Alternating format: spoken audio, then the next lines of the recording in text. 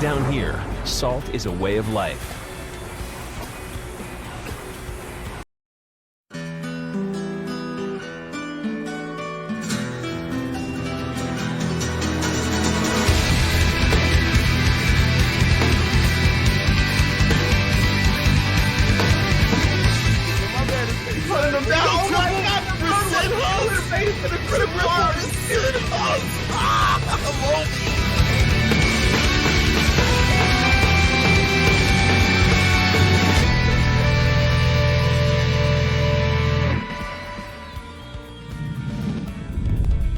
Ladies and gentlemen, we are live.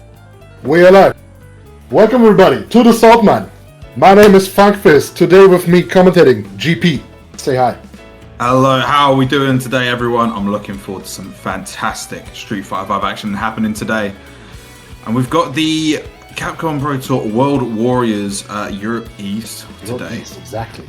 So this goes all the way from Poland all the way down to Greece. So this is actually a very long region. It's a thin but long line that goes from north to south. Yeah, of course. It's going to be really, I feel like it's going to be a very interesting one because, of course, we've got, I mean, there's 5 legs total, obviously, in the World Warriors leading into the regional finals. But it's definitely one of those regions that I feel doesn't get the representation it truly deserves. You know, a lot of strong players in this region.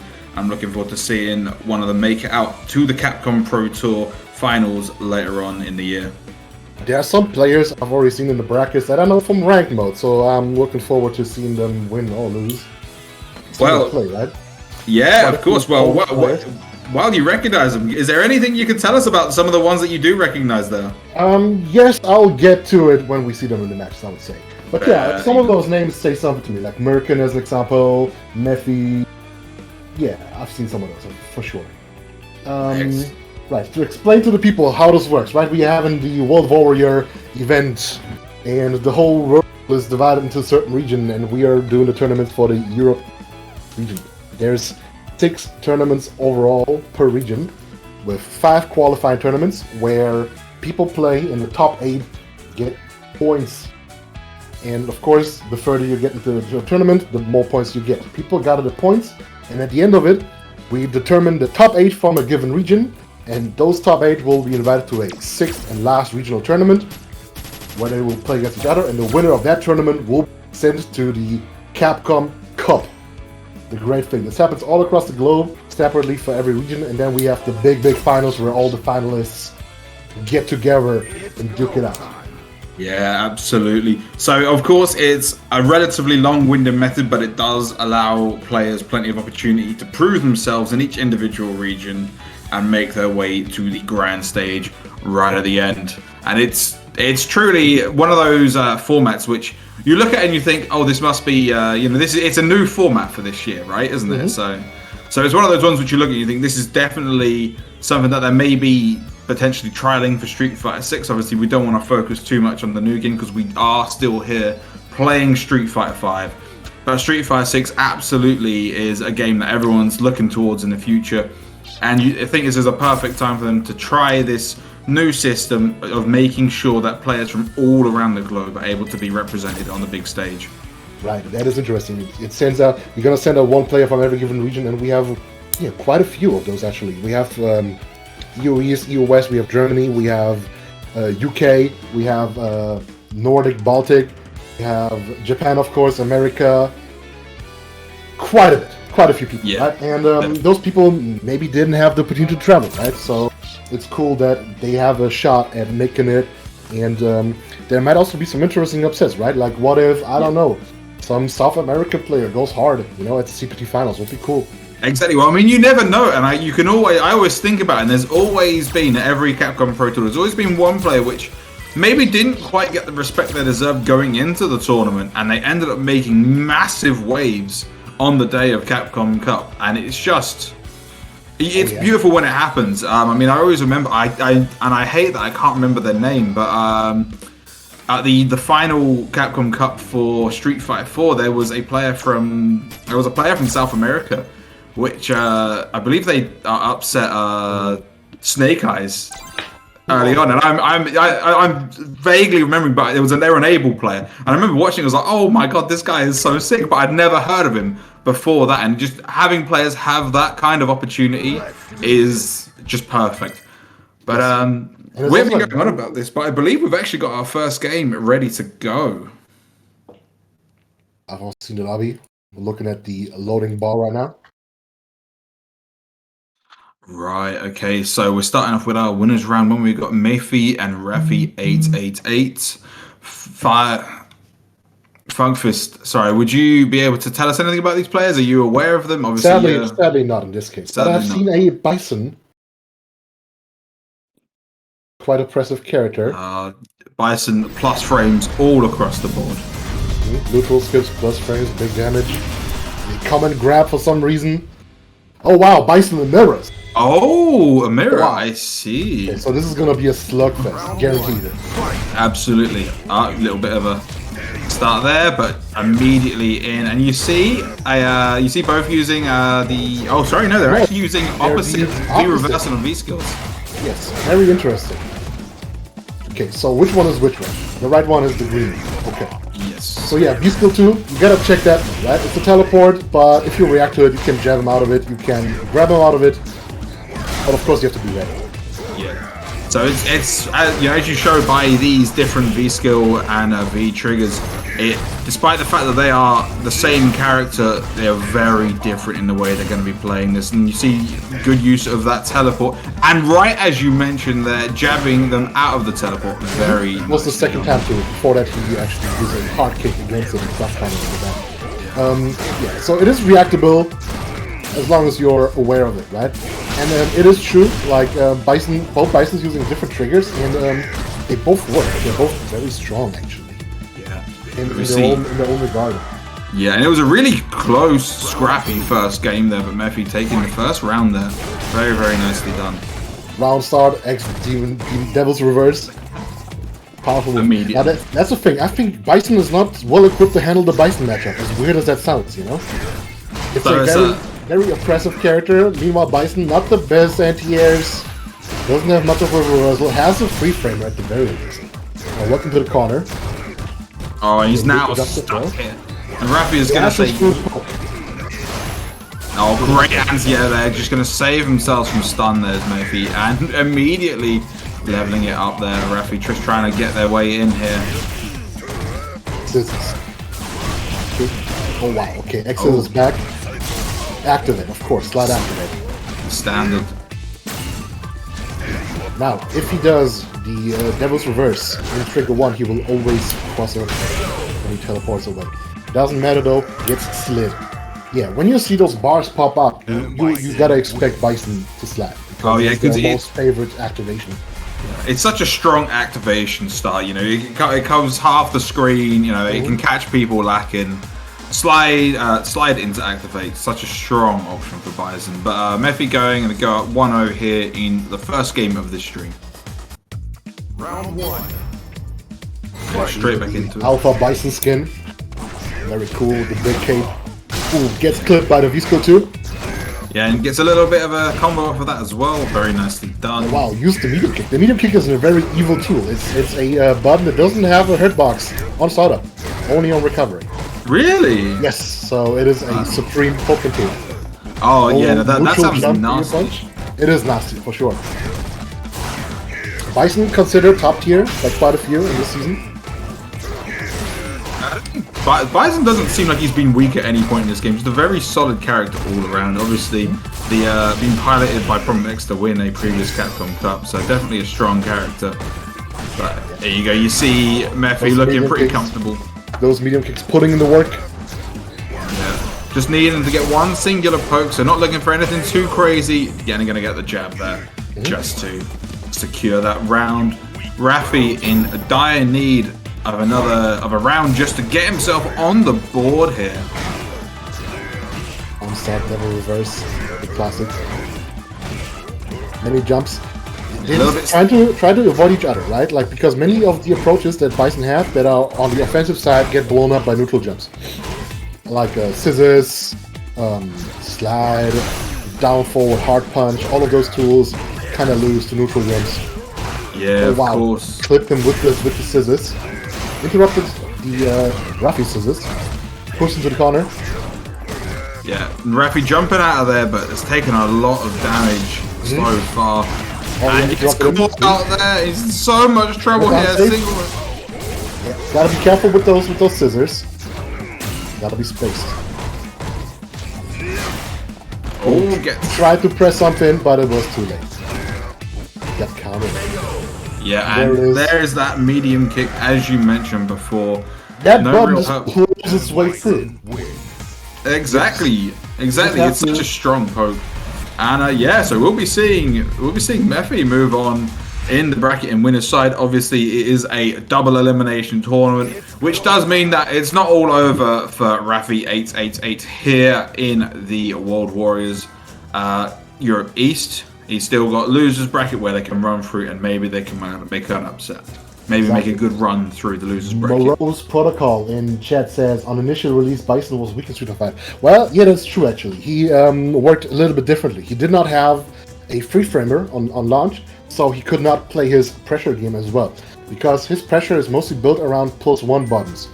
So if you wanna like challenge a +1 button, you need to threaten somebody. Or like if you are +1, you threaten the other guy with your other free framer button. And he didn't have it. He only had a 4-framer. So nice. if he played against a character like Cammy or something, she could just press a button back and they would trade and they would be back in neutral.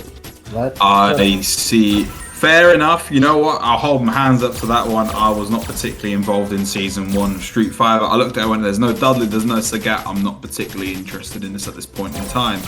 That said, the game now is a whole different beast to Season 1. It is quite different. It's nerfed, Crush Condo's nerfed.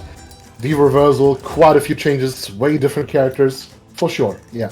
Yeah, it's a much, the games these days is absolutely fantastic. It's, annoyingly, I don't get enough time to play it, so I'm just going to be stuck in Silver or like for forever. But it's honestly, it's one of those games where it's really nice to see how fun it is to play these days. And especially with the most recent changes, the most recent additions to the game as well.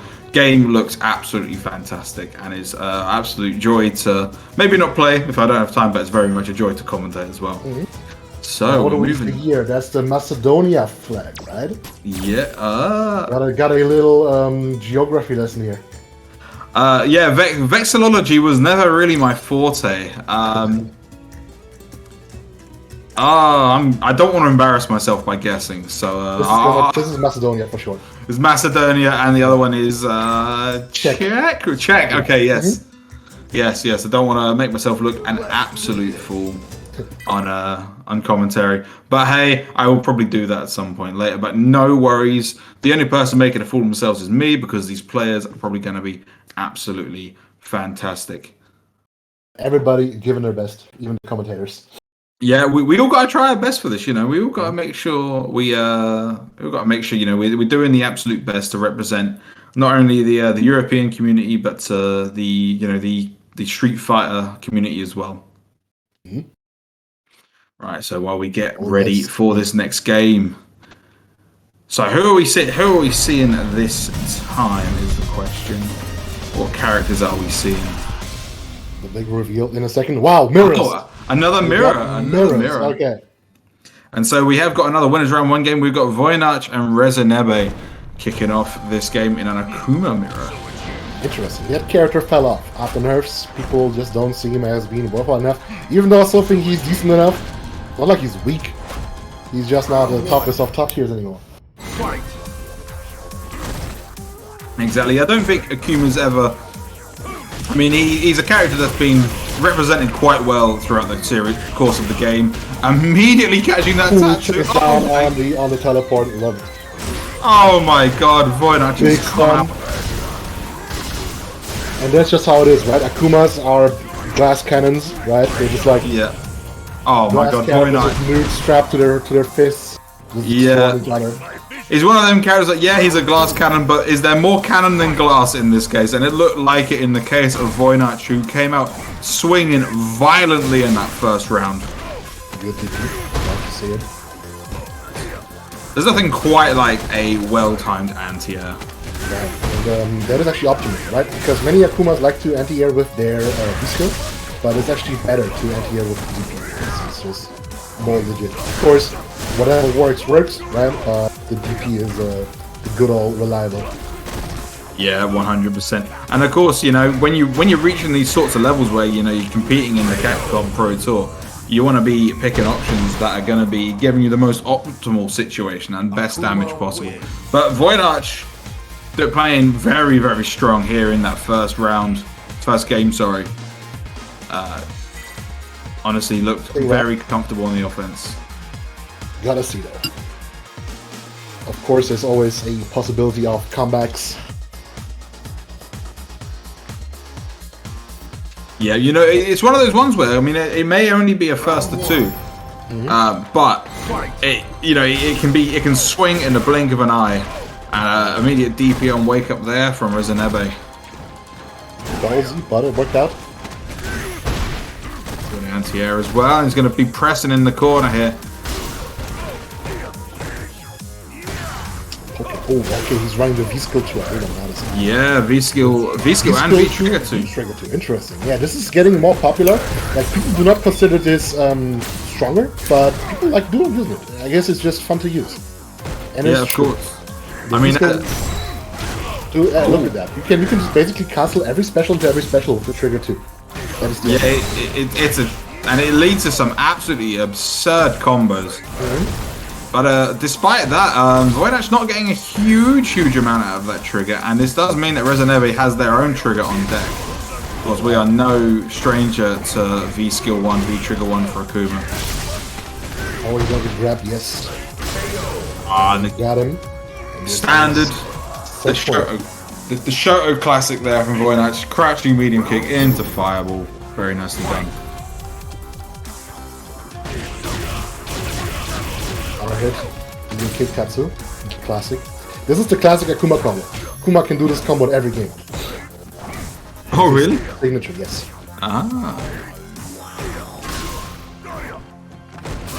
You see, Rezenebe just trying to find their way out of the corner here.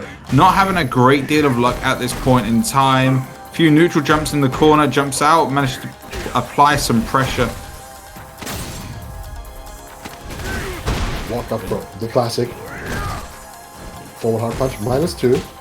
Be careful, do not press buttons after that. Ooh, what punch with the crushing hard punch. Okay. Nice. Alright. Activate. Oh, but... Interesting. Okay. I've never seen Akuma V-Shot. Yeah, no, they just want that trigger so badly, but I suppose if you've only got 2 bars to activate trigger with V-Trigger 2, it's kind of worth it. That is true. You get to spend that bar. Yeah. Or you can just steals the deal with the super. Absolutely. Speaking of spending bar, gonna spend it all on the CA there. Extremely nicely done there from Voynach, and that man will be taking his glorious Macedonian flag further on into the winners bracket. Very, very nicely done. Again, as we mentioned, Rezenebe will be moving on into the losers bracket. Certainly not out of the fight yet. I'll be looking forward to seeing them play a little bit later. But yeah, it's gonna be Chevel versus Grakan, I assume. Nope, that one is actually disqualified. Grakan. Okay, we have our first DQs already. Yeah, unfortunately, they do happen sometimes. This is the cost of a lower barrier of entry, because of course, with this being an online event, you don't have to spend money to enter the tournament. Right. You can sign up and be like, right, I'm gonna do it. But even offline events have quite a few DQs every time. It's kind of normal. Yeah, no, I'll take a little bit of a tangent, but I had a tournament I was running about a month ago. And of course, the Queen passed about a month ago in the UK as well. And I thought I was going to have to cancel my tournament because of some rulings. So I was panicking, thinking I was going to lose so much money. Ended up getting away with it. However, some of my competitors, not so lucky, had to DQ out because all of their trains got cancelled due to the Queen's passing.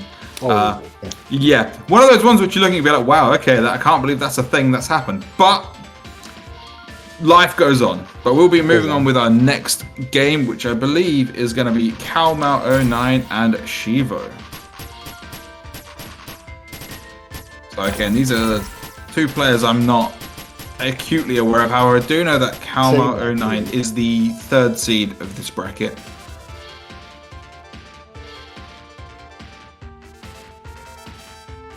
Yeah. Yeah, of course, Caramel ranked number 3 in the players that I do know are actually at the top. Merkin is a player I do run into very often in ranked. G player. I don't know if he's still playing G, but he used to play G at least. And Shady Imposter from Poland, another player I see quite often. Can't probably recall the place. I think Luke right now. Oh, okay. Yeah. Luke obviously being a very, very popular character at the moment. And Merkin being the top 1, he has 135 points. So this basically already guarantees that he will make it into the top 8 for the CPT final qualifier tournament. Yeah, definitely. Because it's one of those ones where you absolutely want to make sure that you're... you want to make sure you're at the top of that because it will give you better seeding as well when you go into the regional final. Now, at the end of the day, you've still got to beat everyone in order to make it to that Capcom Pro Tour final. Through the regional final, but of course. Oh, look at that! I'm seeing a little disparity in ranks in the lobby. One of them a rookie, the other one a grandmaster. I mean, I'm no stranger to seeing a player listed as a rookie. Oh yeah. We have those. That always reminds me of Lily AJ, right? That's literally who I was going to mention was Lily AJ, the best rookie in the world. I don't quite know how he's rookie rank and played this game today for the first time ever. I know, mad. There's people like that who just literally only play offline, right? That exists. Yeah. It used to be more common in Street Fighter 4. Since 5, it became very uncommon, actually. Like, people like their grind, their ranked for 5, with the online actually being better. Yeah, ooh, so we actually finally get to see 2 different characters. And 2 cool characters too. Vega versus Sagat. Oh, absolutely. I would not be able to tell you who's actually better in this matchup. It's interesting. And it's not a matchup you see very often either. Like, I play against both characters very often, but I've never seen Vega Sagat, I'm sure. Yeah, it's a interesting matchup, and but an immediate answer there from Calmau to the Flying Barcelona. Very nicely done. Yeah, careful with those jumps. Sagats will be ready. Yeah, you know, character with some really strong anti-airs. They linger for a long time as well on the way up, so it's definitely going to be able to work. Good pressure here by Calma, immediately putting Shiver in the corner. And this is really advantageous for Sagat when he corners you actually, because he has so much room to move back to zone. Yeah. Side swap. Oh, he has the whole stage behind him. Yeah, gonna charge up that V skill as well, give him a stronger anti-air when he needs it. Oh, gets a big jump. Yeah, you could have killed him. This was risky. Okay. Yeah. That was very risky. Yeah, very he could have risky. sealed the deal with the V-trigger one there. Yeah, but hey, it looks like Kawa needs to be a little bit more careful with how many fireballs they're throwing. Shivo showing that they have a willingness to forward jump over them. Oh yeah, misspace the slide. Careful with those. Generally, careful with mistakes against Sagat. Sagat actually does hit hard. Like, the character usually does not have the greatest opportunities to do the biggest damage, but if you do those mistakes against him, you will pay. Like, look at the health bar. Yeah, and you're seeing a few anti-airs coming out here. Kalmau looking very solid in this game, and Shivo. Oh no! He went for the Kara. He went for the Kara DP, but it didn't work out. Yeah. So now Shivo. What Sagat can do is he can cancel the his common normals into a DP, so that they get more range. You know? Yeah, of course, and it means that you can DP people from miles away. Honestly, very reminiscent of the drive of using the drive gauge, the shift in order to then DP right afterwards. But no need to spend for Sagat. He just runs up and for it. Got him with the standing X fireball. Big damage there. Big damage. Oh, Fruit Rose. Yeah, careful with that. Gonna spend the CA, spend the whole meter, try and keep themselves in this game, obviously. It's Final round. Tries to get most out of it. Well, activate. Oh, don't want to be sliding there, sir. That is not safe, my guy, and that is going to be game number 1 going to Kalmau. And for the people watching and maybe wondering why Sagat throws high shots and low shots, the idea is basically that the low shot works like a regular fireball, kind of like a Hadouken, and the high shot misses on crouchers, but it is faster. You know? Round 1. Yeah, so it's much stronger for Fireball Wars as well. One of the few characters who I can actually talk at length on because it's my main, so I'm all good. But yeah, so the high shots, one of the ones which you mix it up to just sort of keep people honest. You don't want them jump. If they jump too much, you can just catch them out big time. But I've heard from good Sagat players, they say like you're supposed to throw like 80% low shots, 20% high shots, more or less. yeah, that sounds about right to me. Not that I'm certainly not a good player in my own right, but hey, it's not about me. It's about these fantastic players on screen. Good conversion here from Shivo. We're looking down. That's not even looking close to the Italian flag. Chat is capping right now. Italy, really. It's not even, the stripes aren't even the right way up. I don't even know which one of those two is meant to be Italy. Yeah, I don't. Come on, bro. Yeah, that's Bulgaria. Sort it out. They're both in Italy. Right. Anyway, on to more important things than this person's terrible vexillology. We have that's a horrible trade for Shiva, and they're bringing it back here, but Calmel's got such a big lead here. Got clipped by the wall dive Barcelona. Yeah. And this was unfortunate for Shiva because they had some golden opportunities come up there, but just wasn't able to make it count. But Calmel gonna move on into the winners bracket again, and that is actually gonna be them moving on into the top 8 of this tournament. Very, very nicely done. Calma top 3 on the scoreboard right now. Now we can see why, right? Like Grandmaster, strong player. Even with Sagat. Who does have some issues, like it is true. I don't think Sagat is terrible in this game, but he is kind of free against certain characters who just neutralize the fireball game. Yeah, there's quite a few in this game. Yeah, the fireball game in Street Fighter 5 not as strong as it was in previous games. But it does result in him having a little bit of a hard time, especially with slightly weaker Oki or damage output than a lot of characters. But hey, remember kids, if you play a Zona, you're a certified cool guy.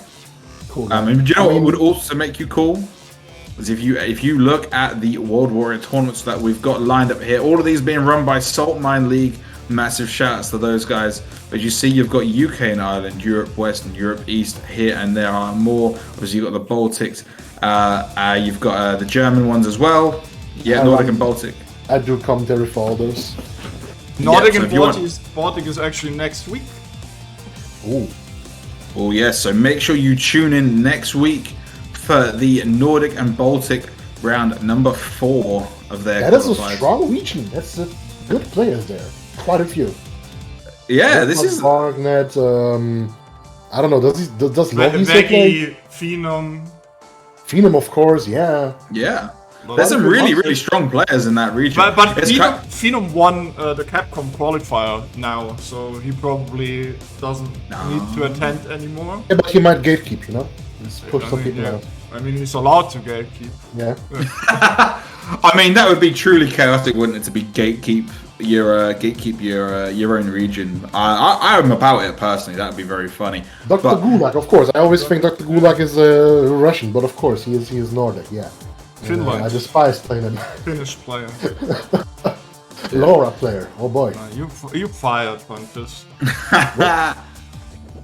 Oh man. Just because I didn't recommend yes. Dr. Gulag. Gulag is a Russian thing. It's obvious, to be honest, to be specific.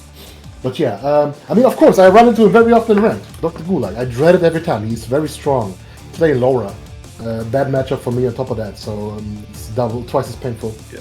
Laura's one of those characters where you play against and you're just in pain anyway, because you'll be doing great and then the trigger gets popped and it's like, I'm in a survival horror game now. Great. Yeah. And it's just terrifying to play against, but you can't knock the abilities of these players. Any player is able to make pilot any character to a high level, very, very nice. So I believe our next game is going to be Gitblame and Keijim. Again, 2 players I'm not personally acquainted with. Same. Actually, Yeah, of course. We both casted from different region. Obviously, you primarily look after the German commentary. So on that point, you've got my guy here commentating next week, I believe. So I'm hopefully you'll be on next week. So if you want to hear this man's sultry tones again, you can tune in next week for the German side of the World Warrior. Next week is Nordic Baltic. Next week is Nordic and Baltic. My bad. Germany's gonna be fired as well. Fair enough. I got Germany's it. gonna be in 2 weeks. It was a 50-50. I couldn't remember if it was Germany or Nordic and Baltic next. My bad. Bro, we just said it like 2 minutes ago. No, look, man. If you wanna be specific. I'm getting old. Look, I've got no hair. I'm getting old, man. This means I'm forgetting things faster. Anyway, more importantly, let's look at our players here. We actually have a country team kill here.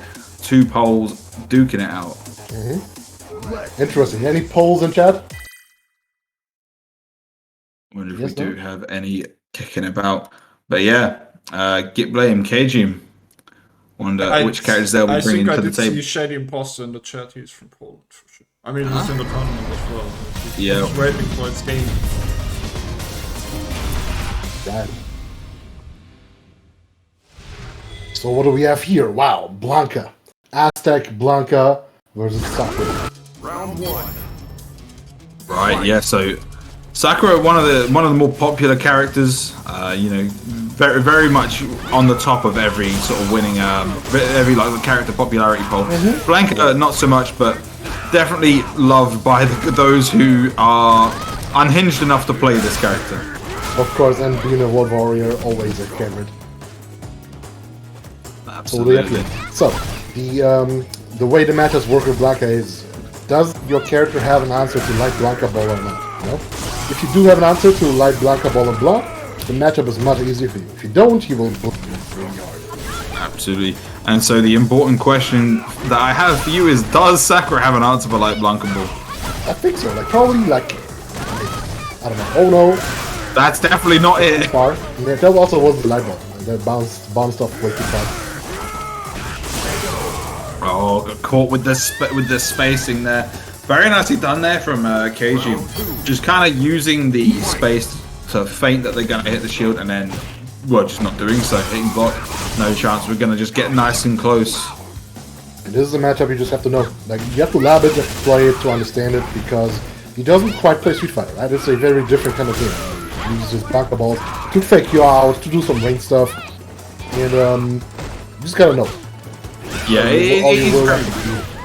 it's very much a matchup check in a lot of ways. A good slide activate there.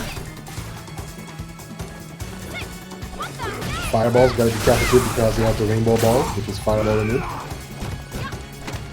And he's running the Trigger 1. Trigger 1 is considered the stronger one. Not that popular on him, actually. Everybody's running Trigger 2 on him, but Trigger 1 is considered the stronger one these days. Hurts lab, very plus. Not quite. Not enough. But that the little toe tap, just gonna catch the ankles. Very nicely done there from Get Blame. Gonna level it out, bring it to final round. That's the thing. If Sakura gets in, she has such good walk speed. She just takes to me like, oh no, this is gonna hurt. Oh, didn't convert fully. It's okay. Plus. Hold it. Like, electricity always plus. Yeah, very very dangerous. But as any Tekken player know, if you see something electric, just don't challenge. Don't challenge. Left plus. Oh, he's charging up. Careful now. For a fireball, he can quit. Yeah, nice and done. Okay. Oh, that's gonna hurt. Yeah. Perhaps a smaller combo than it could have been, but Get Blame gonna take it to the bank regardless. Good anti-air there, and that's going to be a turnaround. It seems like they learned that matchup very quickly on the fly there. I like that Blanca ball to escape there, right? Because you might expect the Blanca to use the vertical Blanca ball as a DP, right? Like a flash kick. But he instead spent the bar to just fly out. I like that. Yeah, really nicely done, honestly. So we'll be going on into our next game here. Round 1. You have to wonder, is Keijim gonna pull more tricks out of the hat? I mean, that's an immediate. This is what I meant, right? Like you have to interrupt those charges, Because if you do not interrupt those charges, you will not be able to throw out fireballs anymore. Absolutely, and he's dealing so much, getting so much work done with this, because now Giblame's going to have to try and walk forward into the danger of Blanka balls. Cross that is in the corner. This is probably close to it. Yeah. Rainbow balls out. Okay. Yeah, it immediately just escapes the corner. See, you can always challenge it now. Yeah. You have to interrupt this. Oh, you can't, mate. We've seen that doesn't work already. And he tried it again. I understand probably expecting Cajun to press a button, but Cajun going, no, I've seen this channel before. In the spur of the moment, it might be very hard to know which Blanka ball even was, right? And what property is there. Like, can I punish that? Is it minus? How far does it go? Like, those are all the calculations that you have to do when you're playing against a Blanka. Yeah, definitely. Very nicely done here by Gitblame. Saw the charge, decided to challenge. Got a couple of throws off for good measure. And at this point, he has to start challenging those rainbow balls in the corner. They're not immune. They're only immune to fireballs, right? So you can just kick him in the shin or wake up, and it's gonna be fine. But of course, if you are scared of the DP, you're gonna have to hold him getting out. Yeah, good jump out of the corner there, avoiding the throw. X scramble from both sides. Oh, that's gonna. That might be the round. Send the bar, seal the depot. On the final hit of the combo. Very nicely done there by Gitblame. And they are now on a match point here.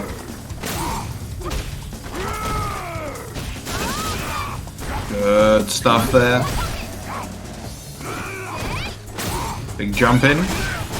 And again, not rainbow ball. He loves those rainbow balls. He has to get out. He cherishes freedom. Which is of course understandable. The corner is a death set in StreetFighter. Oh, the corner is such a terrifying place to be.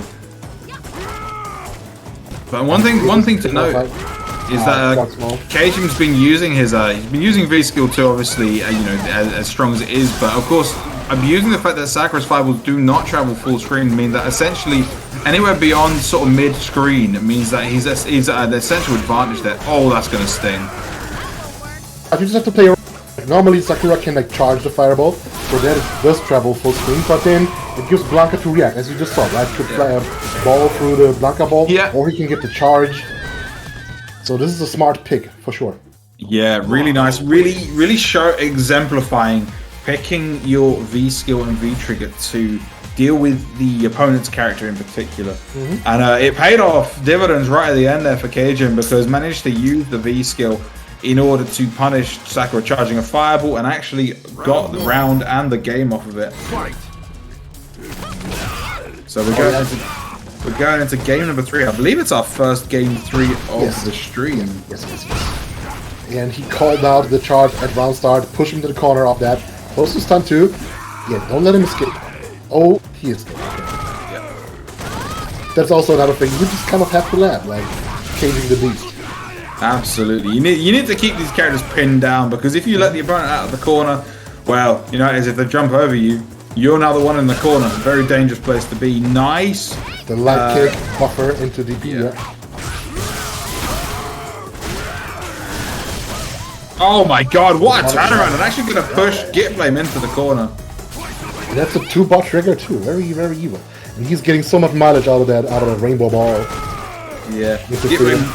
Gitblame needs to start challenging it. Trigger activation. Great anti-air. Ready. Round 2. Fight. This is a set point for Gitblame.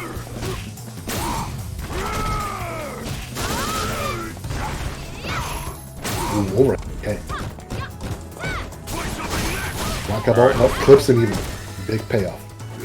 Yeah, and this Getting is out such and doing some damage. Yeah.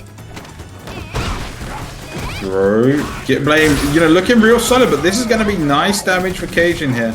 And he gets another charge up. Slide activate, the classic. Trades anti-air, okay. Oh, just threw it out. Probably just wanted to activate. You can X-Tatsu to activate. Yeah.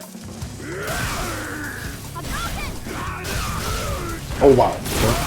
Probably tried to do something. Oh no, you can't be missing those. That's 100% gonna be the round. Big crush counter. Does not matter if it hit aerial or grounded. That was gonna be the round. And we're going into our final round of this set here. Immediate challenge. Do not let him charge. But no answer to the rainbow balls. The rainbow balls have been doing so much work for K-Jim here. And again, no answer.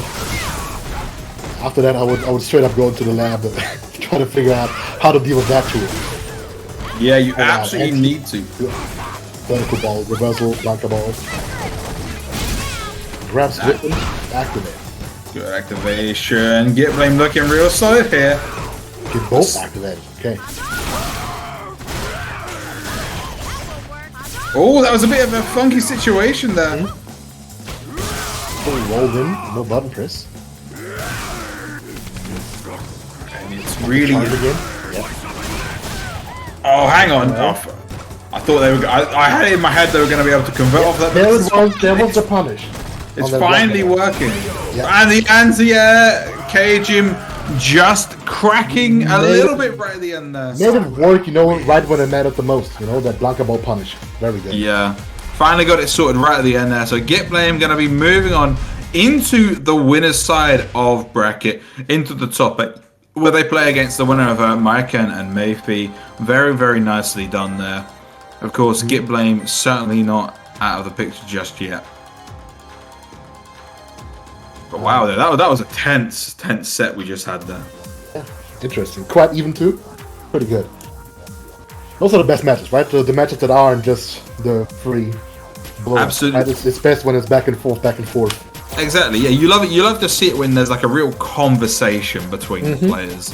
When they kind of go, do you know how to deal with this? Oh, you do? Okay, let me start doing this thing. Oh, you don't have to deal with this. Let me keep using this. And the other person going, right, I need to figure out an answer to this solution, to this problem. Can I do X? No, does that work? Maybe not. Let's try Y. But hey. Anyway, so speaking of the winner of, you know, the Get Blame going up against the winner of Maiken and Mayfi, that is now the set we are about to see. Merkin playing Cody now. Now that is a popular character right now. Super strong, super. Yeah, he used to play. Is he gonna play G today? He played G all the time in all tournaments. So yeah, because when I'm playing them just ranked, to fool you there. Okay. He's just hitting us with some dirty mix-up. Okay. But of course, we know Mayfi. We saw him earlier. He plays M Bison with the classic costume, classic color. So a real OG on that front. The Alpha costume, StreetFighter Alpha. Yeah. He's quite old with the big cape. Like in that game, he would like start with the cape and he would throw it away. But now with 3D graphics, if Merkin really picks. Oh, he picks. Okay, I'm actually surprised. Okay. Alright. Against Bison, Dapper Bison. Damn, so rather than hitting us with the mix-up, he hit you with the mix-up, really. Yeah. The mix-up. The no mix-up. Here we go. No mix-up. Here we go. A different costume from Mayfi this time, but bit of a slow start here, just sort of feeding each other out. This is gonna be slow, right? Because both of those characters have very slow walk speeds. But of course, plenty plus on all sorts of moves. I mean, one of Bison is the right call here. To be fair, Merkin pretty much by points is already qualified, so he can test around a bit, you know. Right, maybe he wants to check his tournament Cody, see where he's at. Absolutely. There it is. X bingo to X bongo. Activate the knife. The knife is so powerful these days. Knife, not a trigger I'm used to seeing. I'm used to seeing the pipe. Yeah. The pipe got nerfed a lot because of V-ship. That mechanic made it much worse because you can V-ship out of the grab and that makes it much less effective. Plus, on top of that, they buffed the knife to heavens. It's so strong. Maiken just missing the combo there. Oh, that's unfortunate. Oh no, it scrambled. This is gonna work in Mayfi's favor. All right, very nicely done there from Mayfi. There was a lot of spaghetti being spilled out on the floor, but amongst the bolognese sauce, maybe taking that round. X scissors. It's only fair because Cody has X zonk knuckle, Basically the same move, see? Plus. Yeah, very plus, puts them in a terrible position, but it's such a strong tool. But I mean, hey, at least you got to spend a bar for it. That makes it all fair, right? So.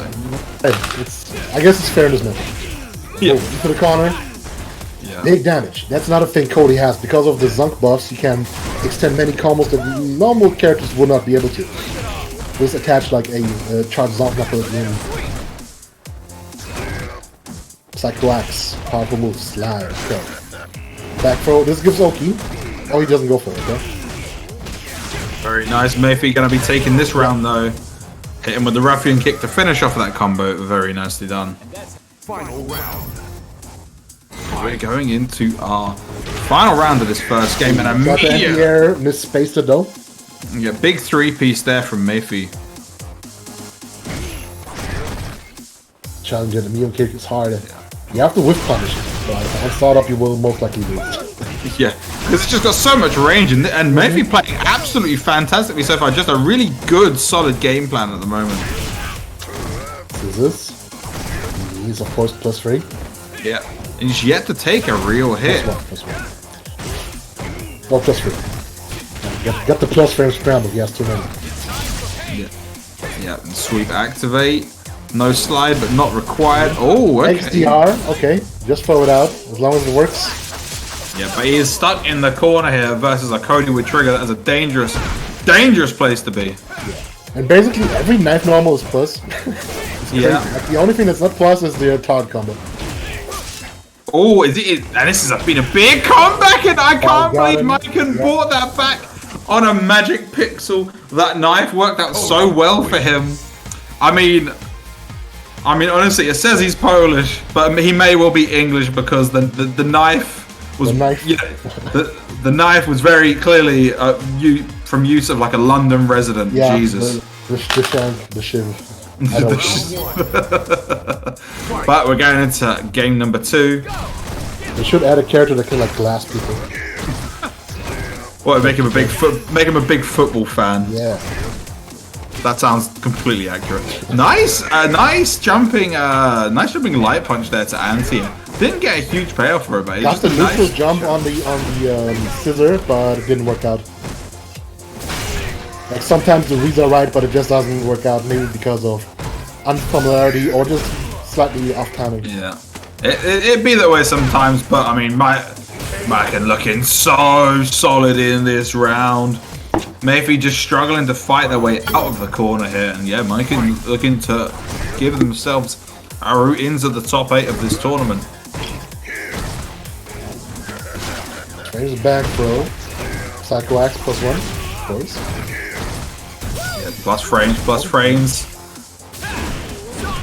Doesn't matter. He just replies with more plus frames.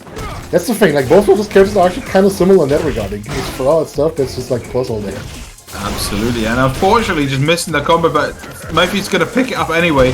Throws him out of the corner again. And that's the thing. If you just don't want to bother with those plus frames on that Psycho Axe, you can just like be sure to make it.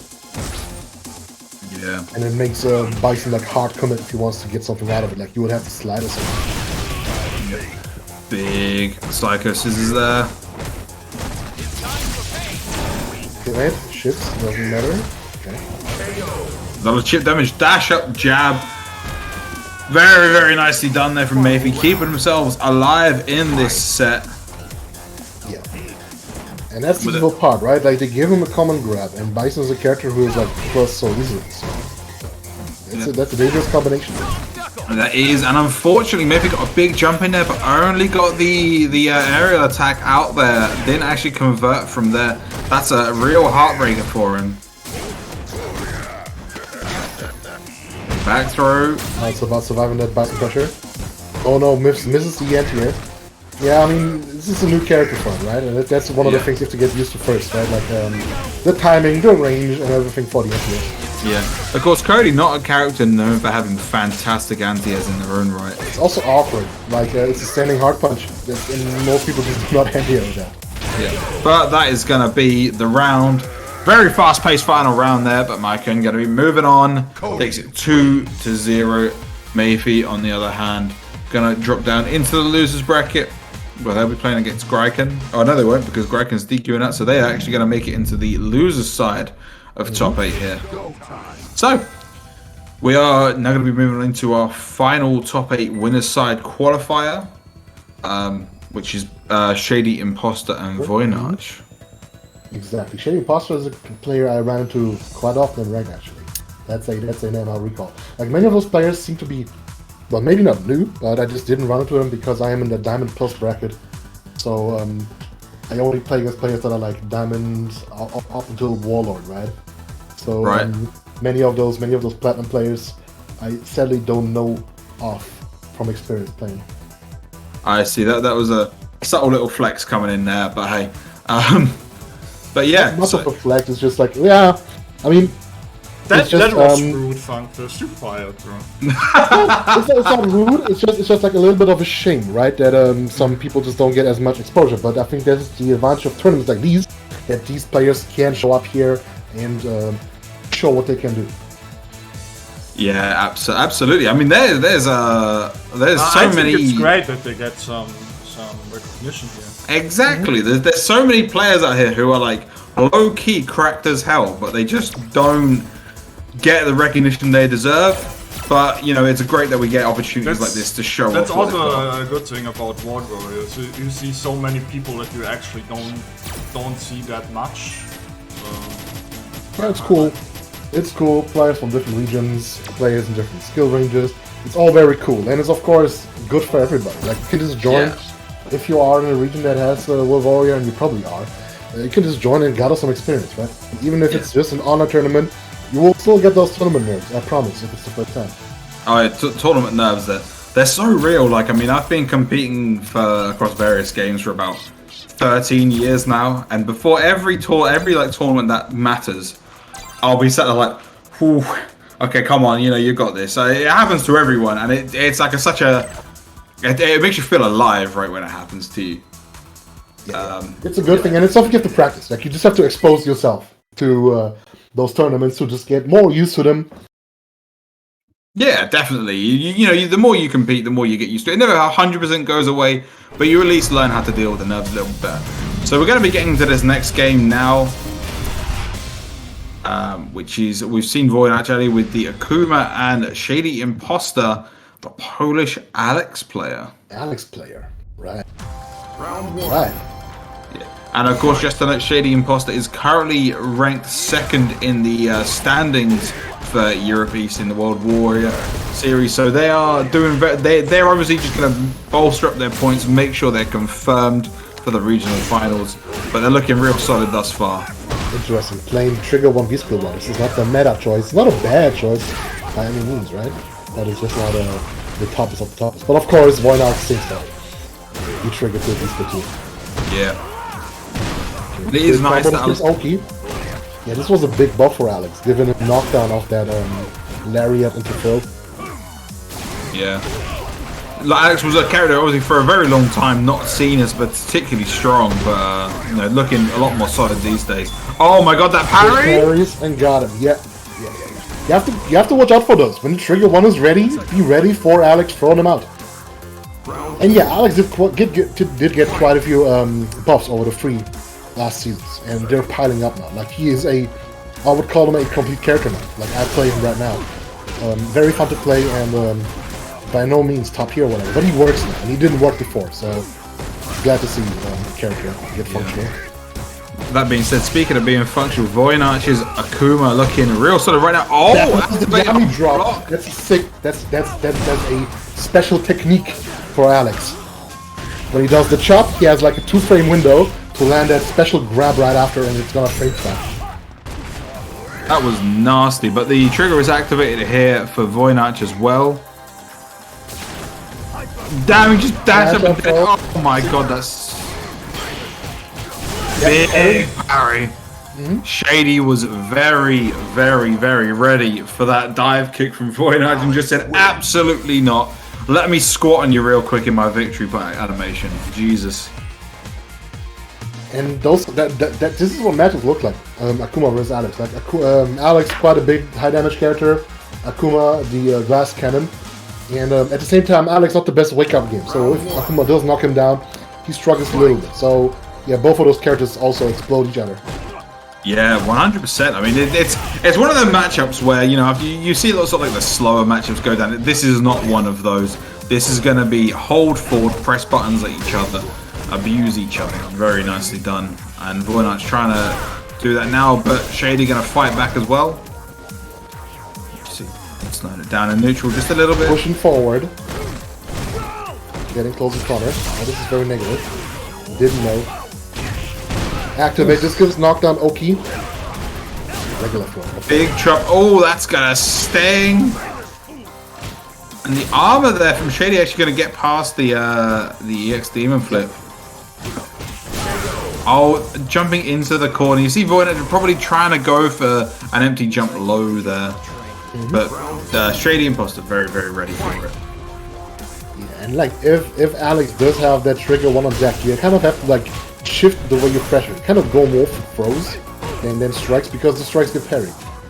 And Akuma does have that, right? Akuma has the flip into throw, as an example. Yep. So that can be an option. Oh no, there's another throw. Not real, does it anyways. Wow, this is not real! Oh my god. Power bombs everywhere. I'm watching Brock Lesnar out here. Good lord.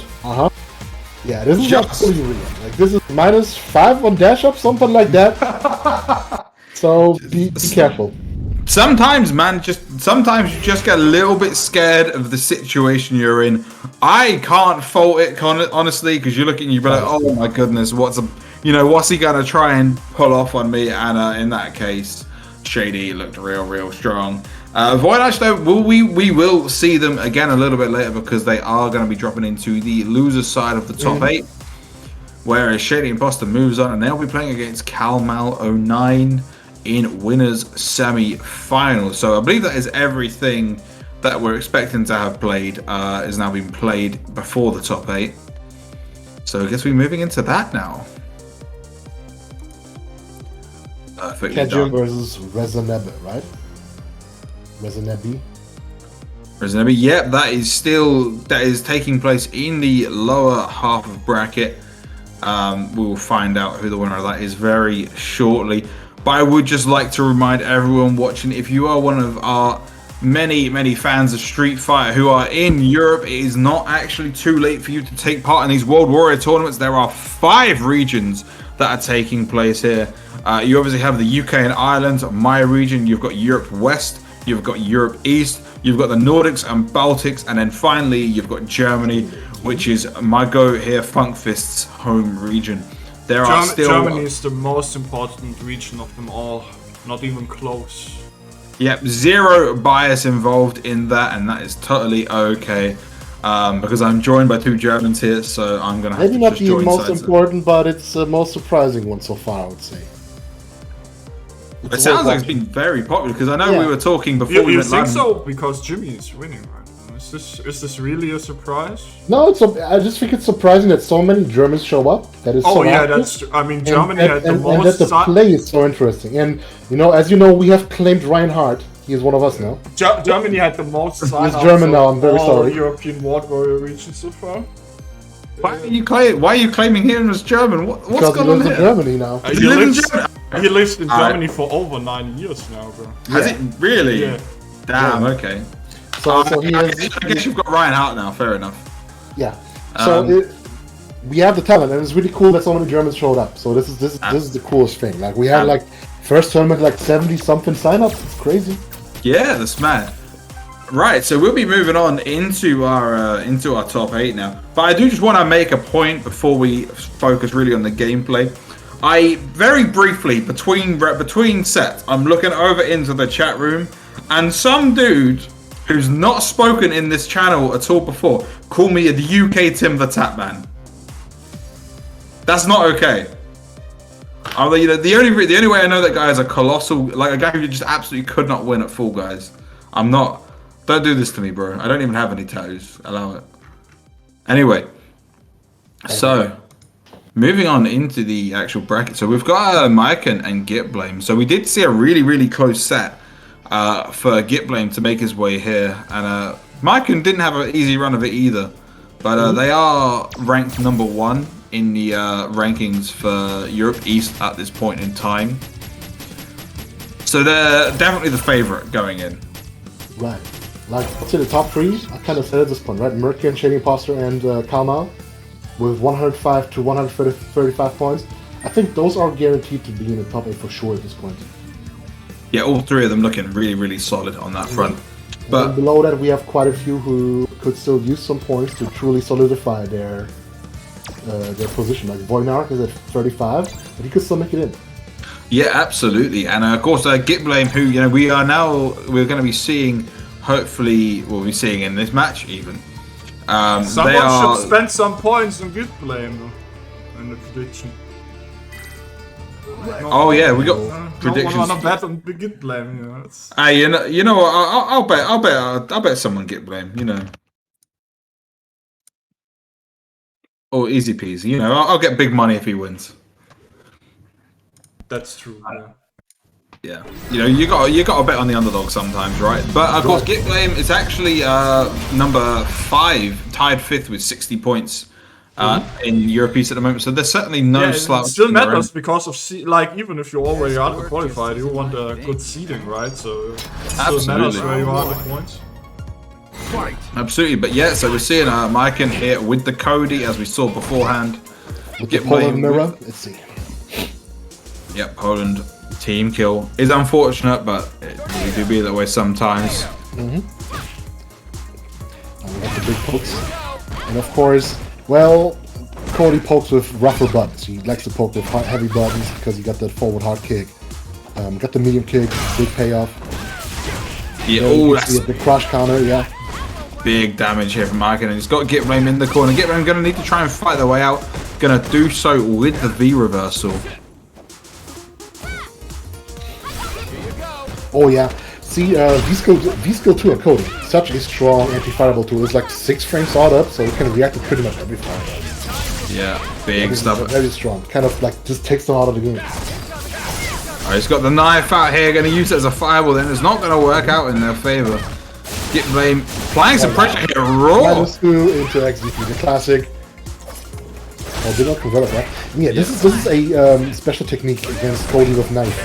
Cody's anti-airs get worse when he has the knife. Yes, so of course. You can actually jump on him more.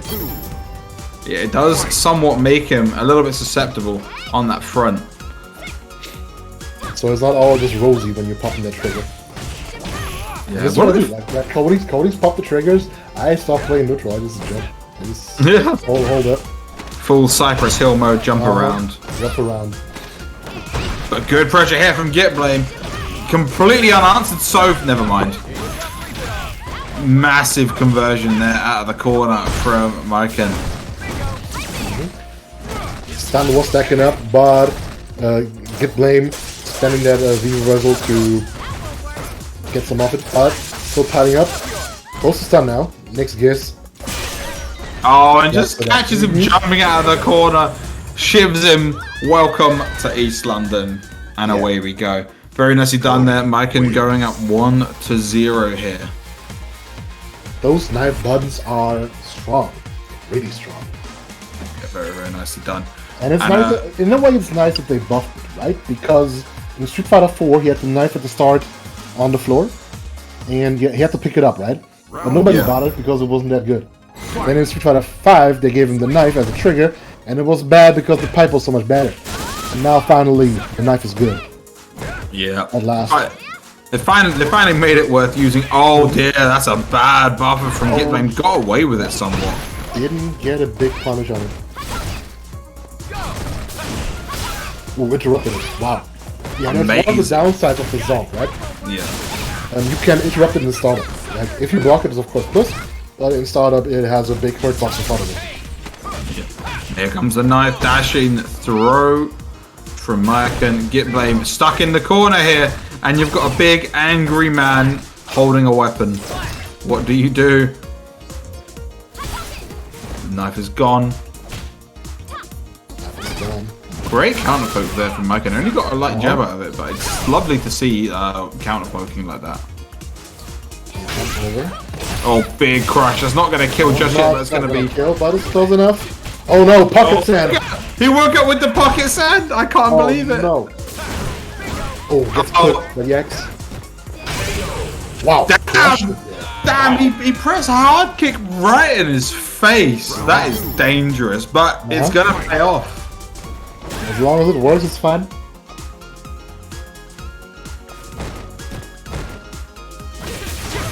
Oh, big kind of hit. Look at that corner carry.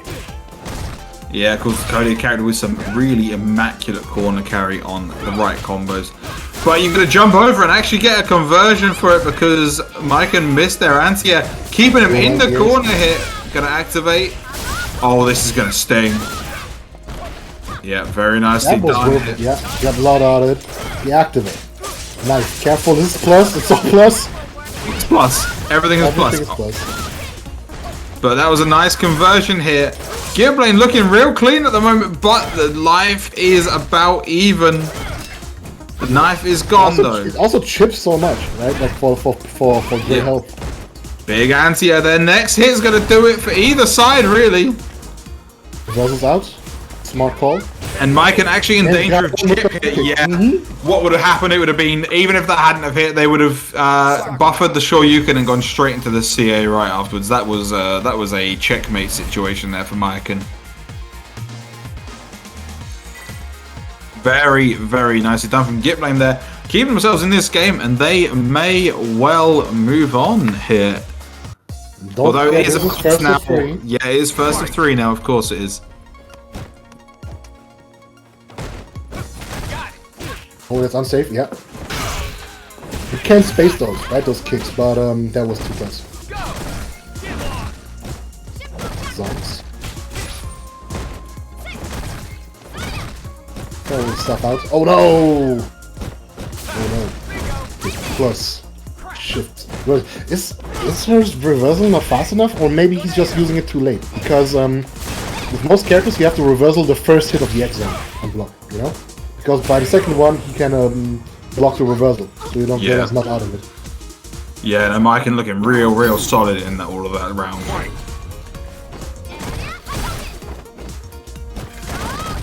Oh, back buffer. Let's confirm. We've seen a lot of these buffers from Gimblane where they've kind of buffered it in behind the light kick, and it's really not worked out for them. You gotta be really careful with those. Yeah.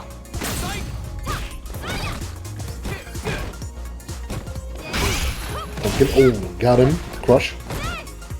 Didn't get the full conversion. Doesn't matter. Get some throws.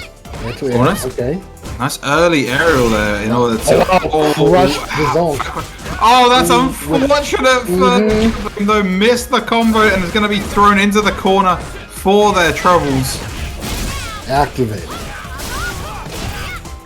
Big damage here. Good. Yeah. And now the plan is to stop Maiken from ever activating in the first place, and they're going to be able to do so. It is such a shame when you see someone with the trigger meter sat there unused as they get KO'd. But great job by Gimblane there. Really used to block. Okay. Into the corner. Wrong start. That hurts. Yeah. Ooh, that's a lot of damage. They're actually dangerously close to stun here. Just going to use the V reversals there just to stop themselves from getting stunned, but they are now a massive disadvantage. They will not get that trigger before they lose the rest of their life. To make a comeback from though. Probably will not get that trigger bargain. Yeah, but does have City on deck. Unless you get some crush counters. Yeah. This is rough. Merkin just using the space. He can afford it. Yeah. Oh, that's it. Yeah, Maiken had literally just set the tent up. Was not going to overcommit at any point. Yeah, like if people have the trigger ready, you kind of want to press your advantage, right, to finish them up. But if they run out of it, just use your stage. You've got much room. Lead them out.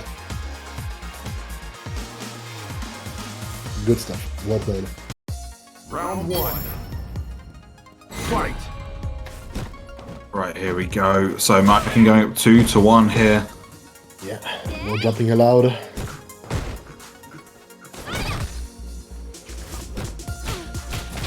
close. Okay. Getting pushed to the corner. Not fully cornered yet. It's fine. Fighting his way out. Back to neutral. Nope. X-Zonk. It's over. Yeah, X-Zonk is just one of the most... It's such a strong option, and like, I know we say take the throw, but you can't be taking 3 in a row like this, Gitblame. Fight back! Especially when you're low on health now. Like now, taking the throw is not an option anymore. No, and you've got one pixel left on you. Any hit is going to do it, like that one. Very, very nicely done. Round 2. Fight.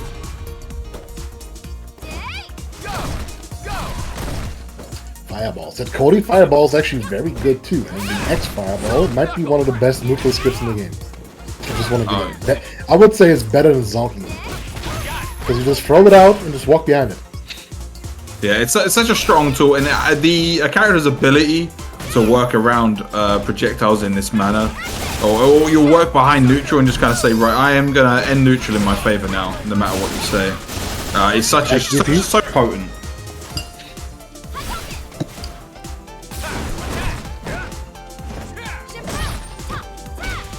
Here we go, good pressure here. Transition him a little bit so he doesn't press any buttons after the X touch it, which is -2, right? Because he threw out some XTPs right after early in the set.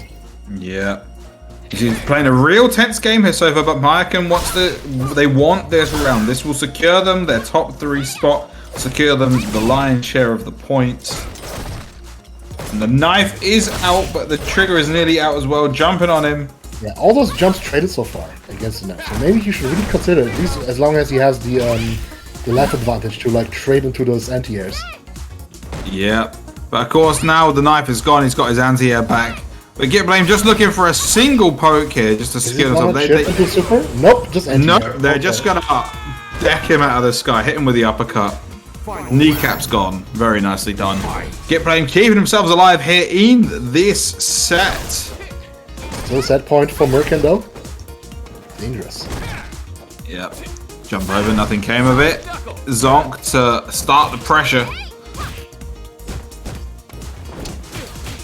Gitblame sitting on the super and spends it. Yeah. Gonna spend it immediately. You know, I respect this. I know it's been stalled a little bit by a few lights ahead of time, but you're gonna build that meter back, and this is gonna give you a nice lively to start. Build the next bar now. He probably needs, like, he's gonna probably need that XDP at some point, or the threat of the XDP. Yeah, very nicely done here so far. Nice little 2-piece there from Gitblame. Mayakan with the zonk though. I'm gonna fight him. A favor with an XDP, okay. You gotta throw those out every now and then, right? Show that you have teeth. Absolutely, yeah. You know, don't let them get too comfortable. But the knife is putting so much pressure. It's all plus.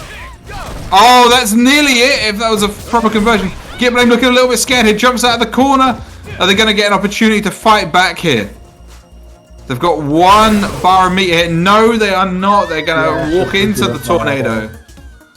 And that is going to be 3-1 in the favor of Mayakan. Do not call that a dominant win, though, because Gitblame was looking really strong the whole way through that set. Honestly, you know, it was really well played pretty much across the board there. I'm really impressed with the grit that Gitblame showed. Definitely. That was entertaining. Yeah, no, and we'll see more of them a little bit later on, because obviously every set of this top 8 is going to be broadcast on this stream, so do not go anywhere. We'll be seeing more of this stellar Sakura play going on a little bit later on. We'll be seeing them playing against the winner of Voynarch and Rafi888, which will be going on in a little bit. But for now, we'll be moving on into our winners semi-final on the other side, which is going to be Shady Imposter and Calmao09. Second and third place on the scoreboard. Yes. Again, 2 players we've already seen before today, so requiring no introduction at this point in time. But of course, the winner of this will get to go up against Mayakan. So it is at a point for a lot of these players where they're battling for the seeding, right? Like they've probably secured themselves enough points. You're both fired. Pardon? You're both fired. And you know why? The schedule is on there for like 60 seconds now. And no one is talking about it, so I need to do it. Saturday, 5 p.m. Saturday, 5 p.m. CST, every Saturday, unless there's World Warrior. StreetFighter 5 Saltmine EU Open Bracket, like we had yesterday. Ending Walker won again. He's currently 7 out of 7. Wow. Winning everything. Like he won all his 4 World Warrior events so far. Won 7 tournaments as well in a row. So he's on an 11 win streak right now in terms of Saltmine events.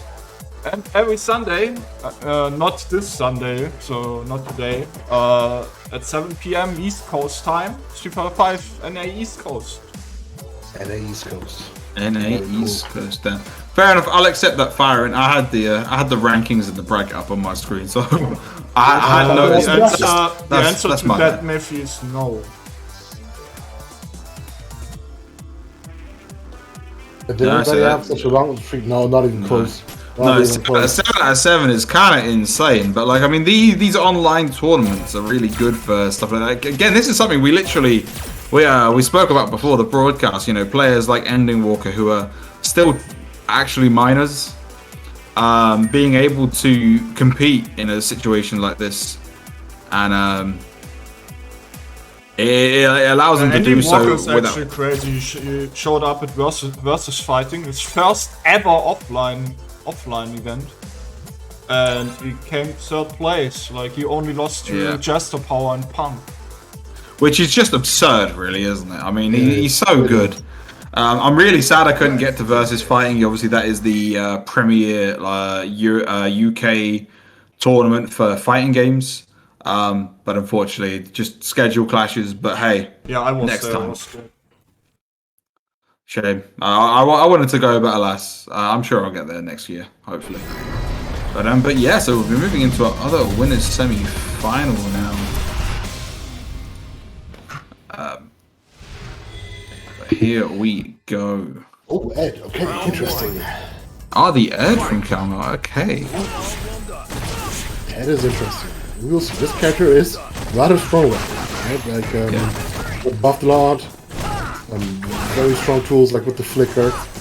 Basically, delay the jump just a little bit. Nothing. But I think Alex fights Ed just fine. It's kind of fun. Yeah, of course, you know, both of these big, muscular, blonde characters, you know, very, very strong offensive tools on both parts. Oh, yeah. That's cool. Love it. It gives OQ, yeah. Yeah, Shady looking so dangerous here. Very nicely done here with that first round. Round 2. Fight. And yeah, refuses to take that, grab from Ed, the long range grab he go. Yeah, looking for the flicker there, but buttons, and it does work out. Yeah, Shady playing really solidly at the moment. Just gonna stomp on him there. Tried to anti-air, but it was just too slow. Stomp is stronger. Yeah, with the belly to back suplex. And you see a big life lead here. Nice jump in, not going to actually connect, but it's going to give him great positional advantage. And Calmal stuck in the corner once again. Gonna fight his way out. Kind of gotta hold that one. Ed gets so many guesses on you with that trigger. And that's the thing, right? Like, if you want to take the throw, you gotta take like 4 throws in a row. Do you want that? Yeah, that's a lot of damage. It adds up over time. Oh, missing. Barely worked. Wow, we didn't spend bar. Big commitment from Calmo, and is actually gonna get themselves the round off that commitment. Very, very nicely done. See, started the round. Amazing reaction there. React to that. It's just one button press to do the X punch, right? On Ed. Yeah. I mean, that's high skill gameplay, really. None of this input nonsense. Just press the button. Just press the button. It works. It's in the button, right? Like, it's not as good as a regular DP, right? Because it has a longer startup, but against stuff like this, it's really good. Yeah. So, nice parry. Unfortunately, not a big amount of damage dealt off of it, but it's still gonna keep the pressure up and walk Kalma down into the corner. And every time he parries, his trigger bar goes up a little bit. Super Mario's and and the side swaps. Doesn't matter though. X grab. Oh yeah, smelled it. Again. And again, he's going for it, but Calmal jumping away means he's not actually able to get a punish on these whiff command grabs. Probably scared of him, like go for a regular grab and then could anti-air. So yeah, that's absolutely. why he goes for the back jump instead of the neutral jump. Oh, that's a Superman. Yeah. That Superman dive is actually not good as an offensive move, but it's good to like just get out. Oh, this is gonna be it, isn't it? That's gonna be it. Yeah, because it's gonna convert into the cinematic. Very nicely done there from Calmal. Actually, after a really solid first round from Shady, Calmal's gonna, you know, fight Nickel and Dime and get their way back and actually take the first round. Really nicely done. Red hair. Doesn't feel right. It is odd. I've never seen this color before. Yeah, it's a strange one. It's a strange one. Maybe it's from the gacha. Who knows? Yeah, we got the Anyway. fight money gacha in StreetFighter. Yeah. Anyway, going into the second match here of the set.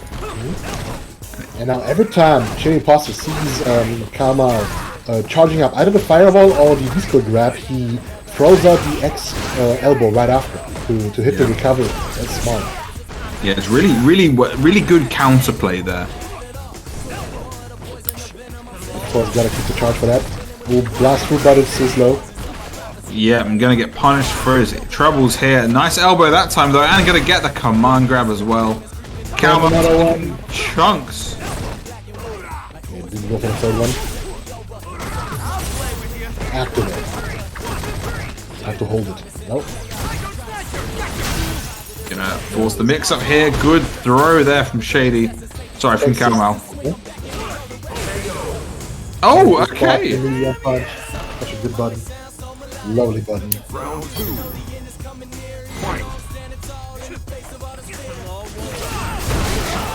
Oh yeah, baited it out. See, he shot up his fireball, but didn't commit to it.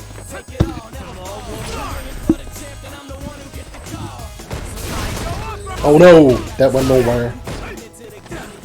Let's didn't go for the big punch here. Counter combos, we got him. Oh wow, right into the punch. Did you get it? Full charge?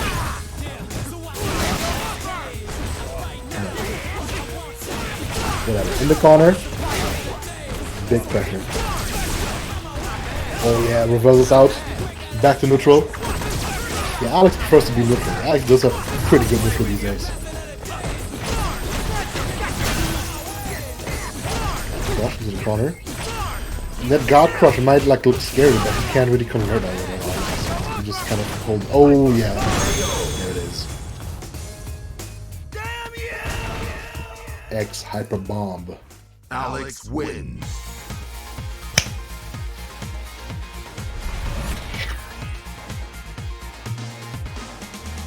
So yeah, 1-1.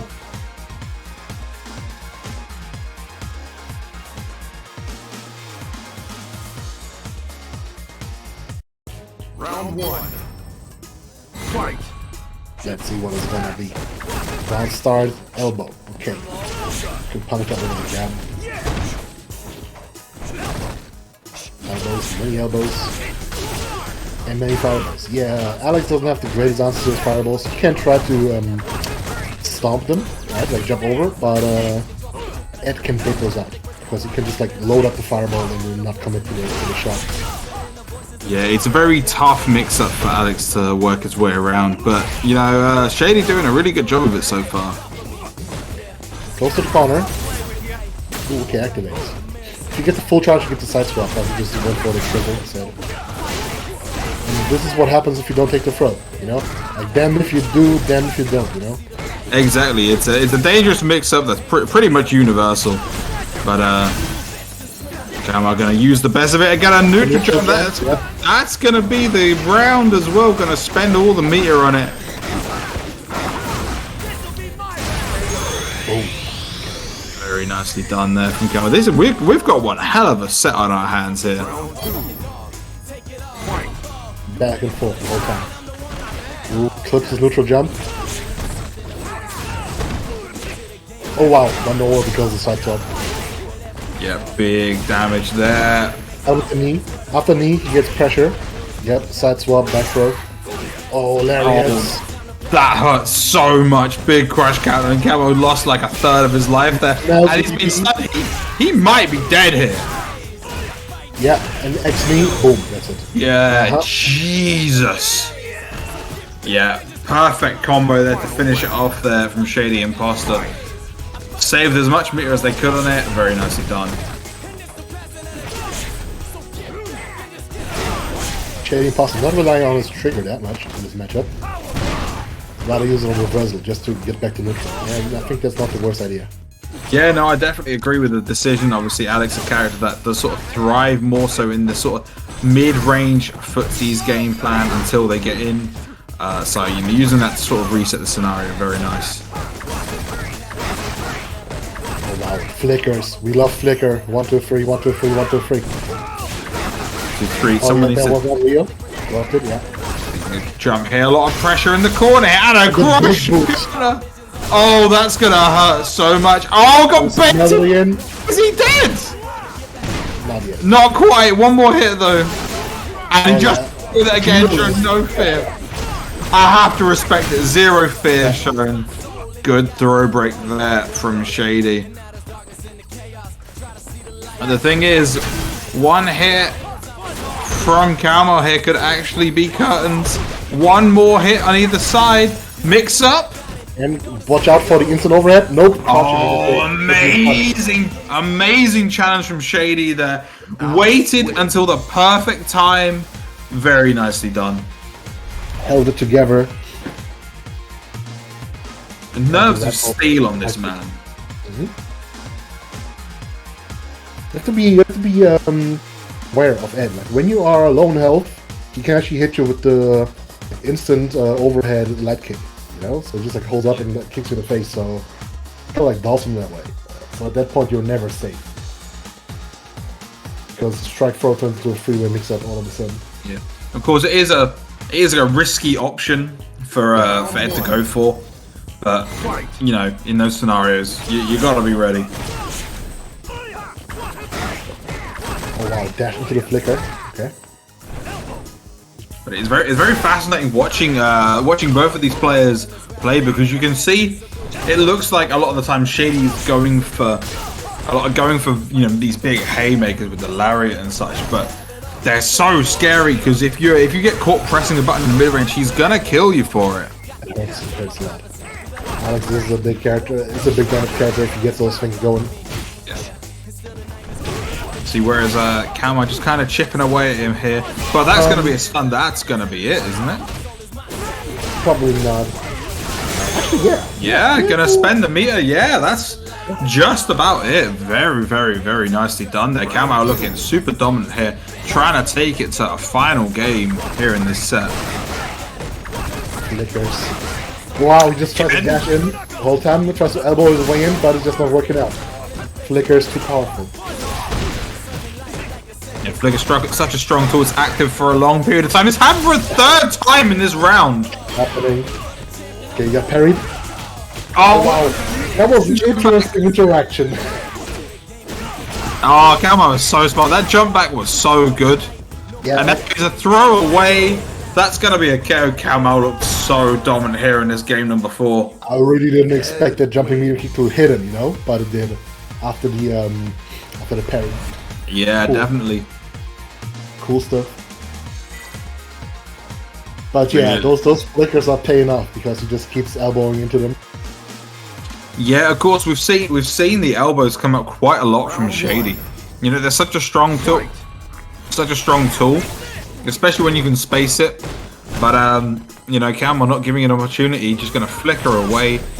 Someone needs to teach Aid how to count 4, but it does not matter. 1, 2, and 3 will do him just fine for now. Oh yeah, tried to come and grab, did not work out. Oh, great V reversal. So grab me. Got the big boot. That boot is not the best move, but if it lands, it hurts. Oh yeah. Good anti-air, I like it. Back jump, back punch. Wow. Well, great. Using the reversal as a neutral tool. Somewhat crazy. Yeah, and that was the right call. Like he just gauged if he should anti-air with a button on, and I'm sure that if he pressed his reversals or his anti-air special, it would not have worked out. Absolutely So not. That was a good call. But Calmo is actually on match point here. Might have a good chance of moving on into winners finals. I know dash. Shady does not want that to be the case. Good elbow, pressing into the corner here. Back throw into the corner. Joe jumps out, Superman dives away, and just jumps back in with the Super Mario. Okay. That's oh my god, a pixel's left. Huh? Oh no! Yeah, amazing spacing from Shady there. Just backdashing, like come on, just finish your ending lag right in front of me. So this is set point, match point for both. Yeah, we're down to a final round. Double Luigi. And that's a huge... Oh no! Didn't get the full combo. He dropped it. That's a big drop from Shady. And you can't help but wonder if they drop this... If they drop the set to that, they're going to be kicking themselves. They're going to be thinking about that drop combo, but... They're still going to have the resources, have the ability to fight here. They've got the trigger activated. Shady Imposter pushing forward. Oh no, dashes forward into X uppercut. Oh, dashed up EX power bomb.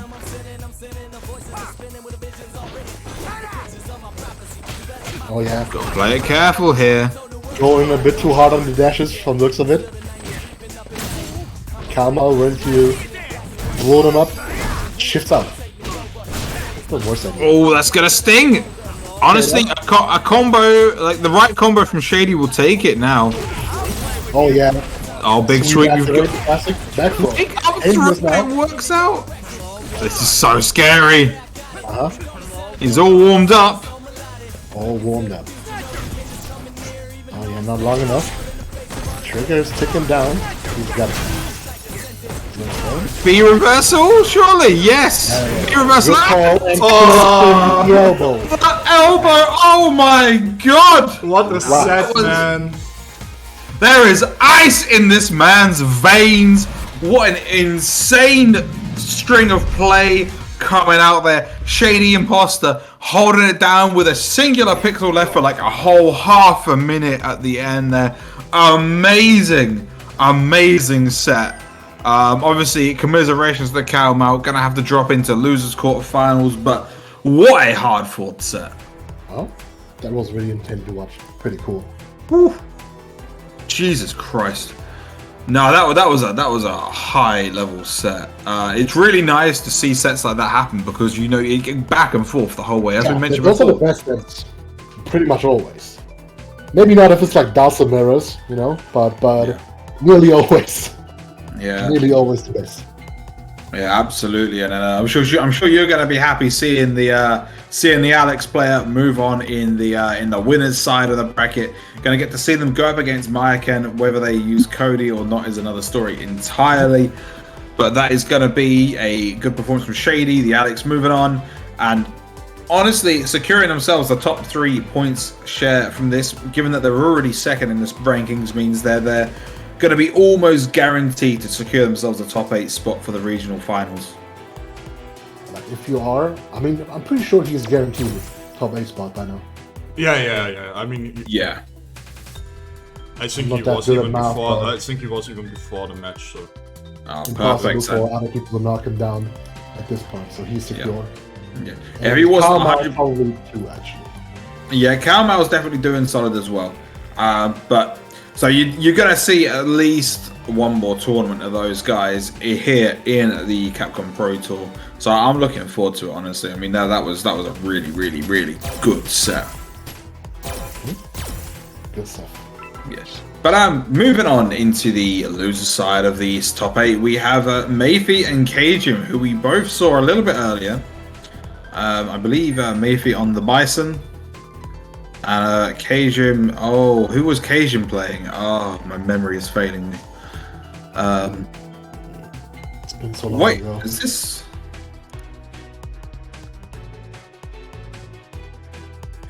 Cajun was also Bison, right?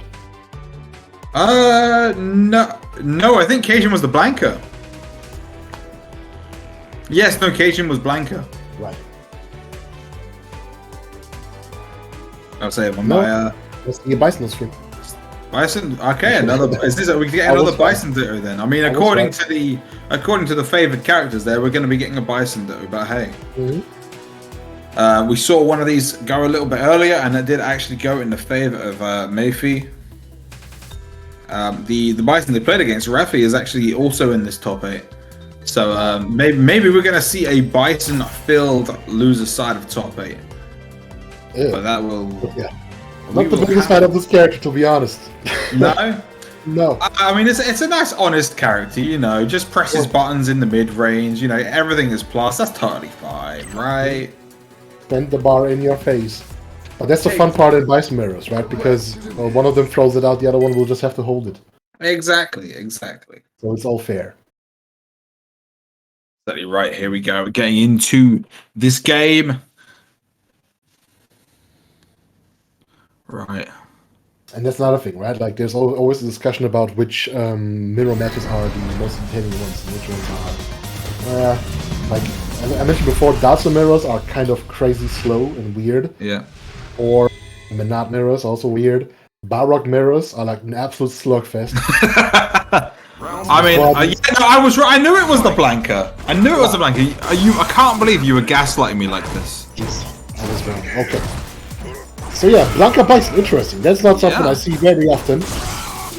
Yeah, so this is another one, as you mentioned, is like, does your character have an answer to the light Blanca ball? And the question is, does Bison have an answer to it? You should have one. I could probably use slide. Probably X scissors. That's true. That's why he's got to have an opportunity first, because it looks like Cajun is coming flying out of the gate here. Amazing start here.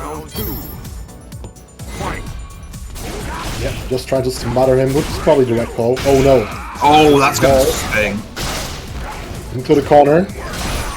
Maybe saying, right, okay, you started off winning the first round, let me win the second round. Gonna stick themselves in the corner. That's what's crush. Oh, wow. And he's charging up, going for the guard crush. Yes. We got that, you know? With trigger one. Jesus. Oh, another big crush counter. And Mayfi looking nice here. Just needs a single poke. I'm sure we'll start seeing this medium kick come out. Or the jump in heavy kick. Very nicely done. Final round. One round apiece. Oh, good reaction on the damage reverse. Next ball. Wow, actually won the trade against X with Bison. Cool. Alright, and Says the double nice. Oh, didn't punish it. yep, gonna get the positional advantage here though. Cajun looking dangerous, gonna put themselves in the corner. That might be unwise, oh, wow. Actually, with a hard kick, what's going on? Crazy. Oh, whips the throw. Back throw. Slide activate. Classic. Good Blanca. Gonna activate himself. Battle of the slide activations here. Back throw into the Psycho. No, gonna instead use the Psycho Crusher. That is gonna get punished though. He really bet the farm on that one. Jesus. But that means that first game is gonna go in the favor of Cajun here. Huh? Cool. Many people are not the biggest Blanca fans, and I can see why, but I kind of like him. Yeah, I'm not gonna lie. I'm not a Blanca fan. I'll be real with you. It's just like you have to have the matchup and stuff. But the thing is, in my opinion, Blanca does become quite manageable when you know the matchup. Bison never becomes manageable. No matter what you do. That's the difference. I feel that. I feel that. It's very real. It's a matchup check. But Cajun saying, it doesn't matter if you know the matchup or not. I'm gonna hold it down regardless. Oh yeah, those fake up balls. But just stop right in front of your face if you throw. Yeah.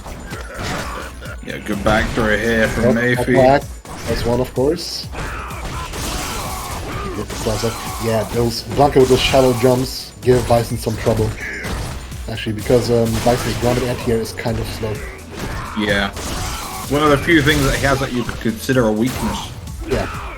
So, like, the best Bison's actually anti-air with air to airs. Like jump and medium punch. Yeah.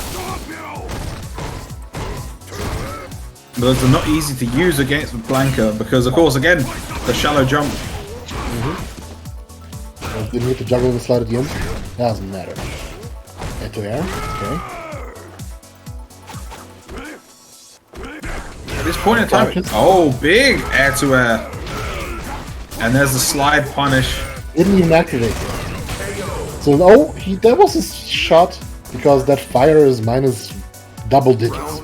Oh, really? That bad? Okay, yeah, so it's a free punish for Cajun. I'm gonna look really solid going into this round.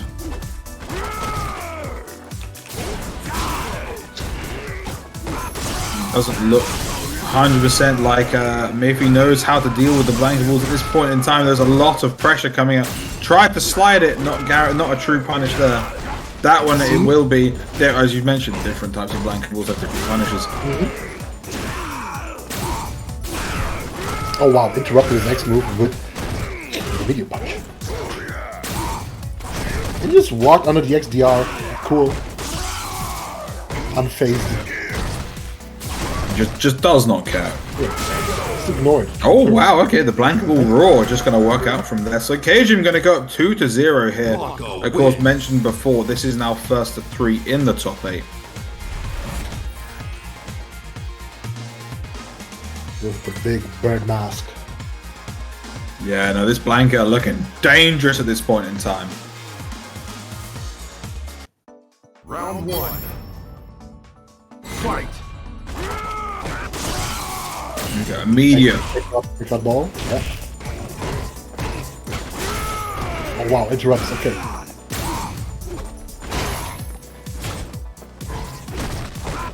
Winning most of the trades in neutral too, you know, just with the pokes.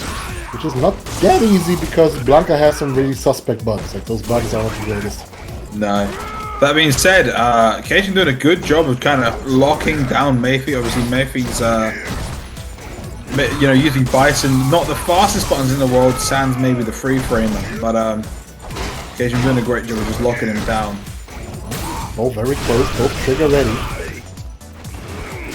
Oh, yeah. Oh, not a full slide. Slide activate. Oh, yeah, this is gonna kill. That might, yes. Yes, that's very nicely done.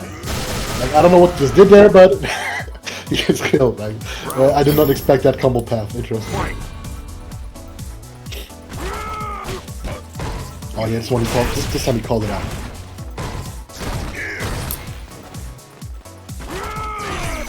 Oh, wow. He tried to parry counter, like the fireball absorbed the Blanca ball. Yeah, but Blanca will just stopping short. Obviously, you know, if you are a Blanca player, you need to have like mastery of when these moves like the end in terms of spacing. Oh wow! Oh, that's gonna sting. And only there's a single hit there. That's unfortunate for Mayfi.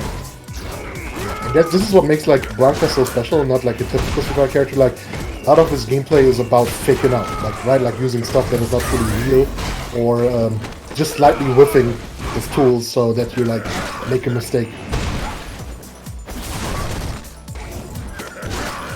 And that throw is going to take it. Maybe putting themselves on the board here, so they're not out of it just yet. Final round. Fight. Just hold it. That ball is also a walk crown. Yeah. That X ball. Probably the best projectile in the game, at least when it comes to like yeah, shutting down the neutral. Slaps in the corner. Very plus all day. This is gonna be, oh, he tried to use something yellow. Got thrown out of it. Reversals, doesn't matter. Oh, and one hit away from stun. Not that it yeah. matters. He's going to throw him. Yeah, that's going to be Cajun moving on 3-0 in the losers bracket here. Really, really nicely done. Respect the blue man. Cool. Cool stuff. And really, even though Trigger 1 is considered a strong one, and he uses it, I don't see it much used by Blanca's online for some reason. Most of them are sticking to Trigger 2. I don't know why. I mean, Blanca's one of those characters where there's so much going on with him that it's very difficult to really keep tabs on how they're going to be using their tools. Very, very unorthodox. As you mentioned earlier, they don't play 100% traditional Street Fighter. Yeah. But that's not to say... It's also like why they just don't like having this character as a top tier, because they're like, it's just how they balance him, I guess, right? They can't make him a pure top tier because then pure top tier doesn't play Street Fighter, and people get upset, right? Yeah, I 100% know about that pain as someone who maybe comes from a different game. But having a character who plays a very non-traditional game plan, being considered top tier, can maybe not unhealthy, but can be seen as detrimental in a lot of ways. But that is not a problem here because Blanca is not a top tier. Yeah, he was top tier though in Capcom vs SNK 2. Really? 20 years ago, and he was a top tier. The game had also like a technique called roll cancel, and him being a roll man was the best at abusing it. I can imagine. It was an interesting top tier though. It was a game where you had Sagat and Blanca in top tier at the same time. Sagat as a top tier sounds like a very nice time. But bear in mind, this is me as someone who didn't play like vanilla Street Fighter 4, so I didn't have to deal with that pain. Yeah, but yeah, like when Blanca is actually top tier, people do suffer for sure. Yeah. Well, I mean, we will see a little bit later on, a little bit more from KGM, see if they can make this character truly look like a top tier. But for now, we're moving into our other losers top 8 match, which is going to be Voynach versus Rafi, which is going to be Akuma versus Bison, if I remember correctly. Akuma versus Bison. This is rough.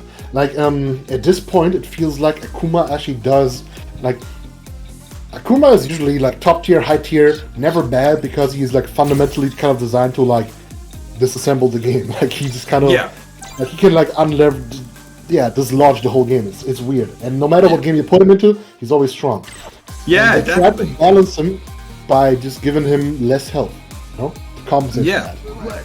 He's your textbook example of a glass cannon, but the problem with the glass cannon archetype as a concept is that a glass cannon is either too much glass or too much cannon. And I think in every opportunity, every situation, Akuma has been too much cannon and not enough glass. Yeah, and right now it actually does feel like he doesn't pack enough of a punch anymore, you know. So now that that low health pool of him does feel like detriment, you know, that drags him down. Especially when you play him against characters that like just pump that damage, like Akuma versus Nash. Look at that. Oh, Nash. Okay. That's interesting. Okay, cool. Yeah. All right. Well, I mean, that kind of went under since his big nerfs in season 2. Yeah. He's got many buffs since. He does have many buffs, but despite that, still not the most popular pick. Yeah, no, the character was so good in season 1. I mean, I watched enough to know that, but of course got hit with the nerf stick pretty hard. That being said, you know, it's really cool. Yeah. But yeah, did not recover popularity wise since that season 2 nerfs. Yeah, and these anti-airs from Voynach have been absurd. Rafi has been trying to use the moonsault, and it's not worked in his favor at all. Oh my god, the returning V-shift, very nice. Oh yeah, got him with the far overhead. People don't expect them from that range. Yeah, just got to donk him on the head when he's only got a little bit of life left. Very, very nicely done there. Non-stop X moonsault.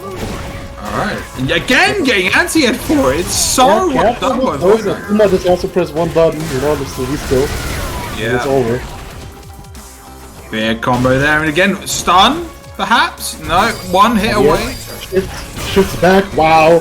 Oh, so optimal, Voynach, you are actually mad good. And then you drop the combo. Why'd you do that to me? It's still cool though. It's the thought that counts. Absolutely. We got him with the neutral jump, okay. Yeah, nice. Watch the toes. Got him on the noggin first time around. Gonna tap his toes this time around. Really nicely done. Interesting. Is he gonna swap characters? That is the question now. We didn't have any character swaps so far today. Yeah, of course. I mean, we've seen multiple characters from him. So will he switch to the Bison who he played at the start, or no? We're sticking with this Nash. The Nash, okay. Maybe he wants to cherish his final months with Nash. I don't know. Maybe we'll see him come back. Oh, he died twice now.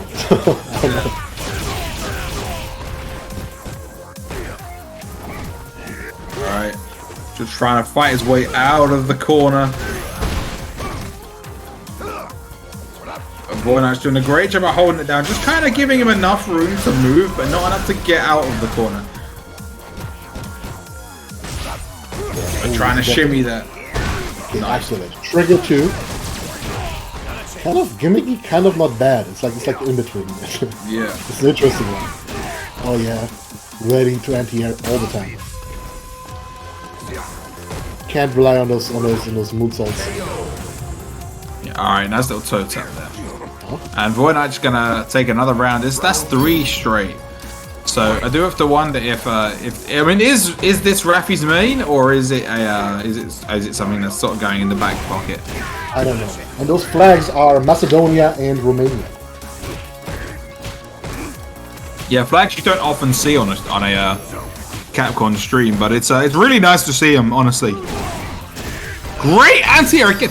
He is like, I don't think he's missed a single one of those. He sees the moonsault and is immediately like, no, get out of the sky. And yes, using those Sobats. Sobat got buffed to heavens. It's such a good poke now. Now he's abusing it more, and that's what you meant to do. His anti-airs are insane. I cannot get over them. Amazing shimmy. Can't rely on those moonsaults at all. Activate, convert, of course, and heal. Yeah. Mate, Voynach is putting on a clinic of anti-airing here. Like, every single time he's just gone, no, actually, you know, I don't want you to like get some free pressure. We're gonna be working from here. Like, when you're up against a player like that, right? You just kind of have to stop using that move, period. Like, you can only use it when you have a read on a fireball, maybe. But you just can't throw it out because he will anti-air it otherwise in neutral. So you just have to stay grounded, or maybe even rely on regular jumps. Yeah, 100%. And you see, like, you know, playing a little bit more. Oh, never mind. Just going to get hit with a fireball from across the screen. And Voynach immediately going to take the corner pressure here. That's the thing. If he uses the B-skill stance with the fire graffiti in the background, it looks so cool. He adds another layer on his fireball, you know? Another layer. Yeah. Ball. Cool. Oh, amazing catch on the wit of that V-ship, but didn't get punished. That is unfortunate for Rafi. Now, one up close to stun. Nope, anti-airs. It's not working. Oh my god, this damage! Yeah. Jeez, that V-skill adds so much more to that. Oh my god. Voynach is looking violent right now. That's the fun part. This is considered the bad one, right? Like that's just the way of Akuma, right? Like all the tools are good, and the bad ones are good. Yeah, gotta say, if anyone wants to tell me that this is a bad tool, I'd have to run up on them. Unfortunately, there would need to be a discussion made, because this does not look bad in the slightest. It is a good tool for sure. It just yeah, kind of pales compared to the other ones. Yeah. That's just how it works when you have selections like that. Now, Rafi playing with the pokes. And the pokes are good. Bazooka Knee got buffed too. Oh wow. Got him.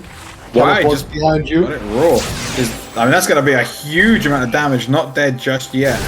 But damn, he just woke up with it and then cancels into V-trigger. Rafi not out of this yet, though. And the flip. Good throw. Dangerous now. Yep, that's going to be a situation where you cannot challenge. And that's going to be a 3-0 in the favor of Voynach. Nicely done.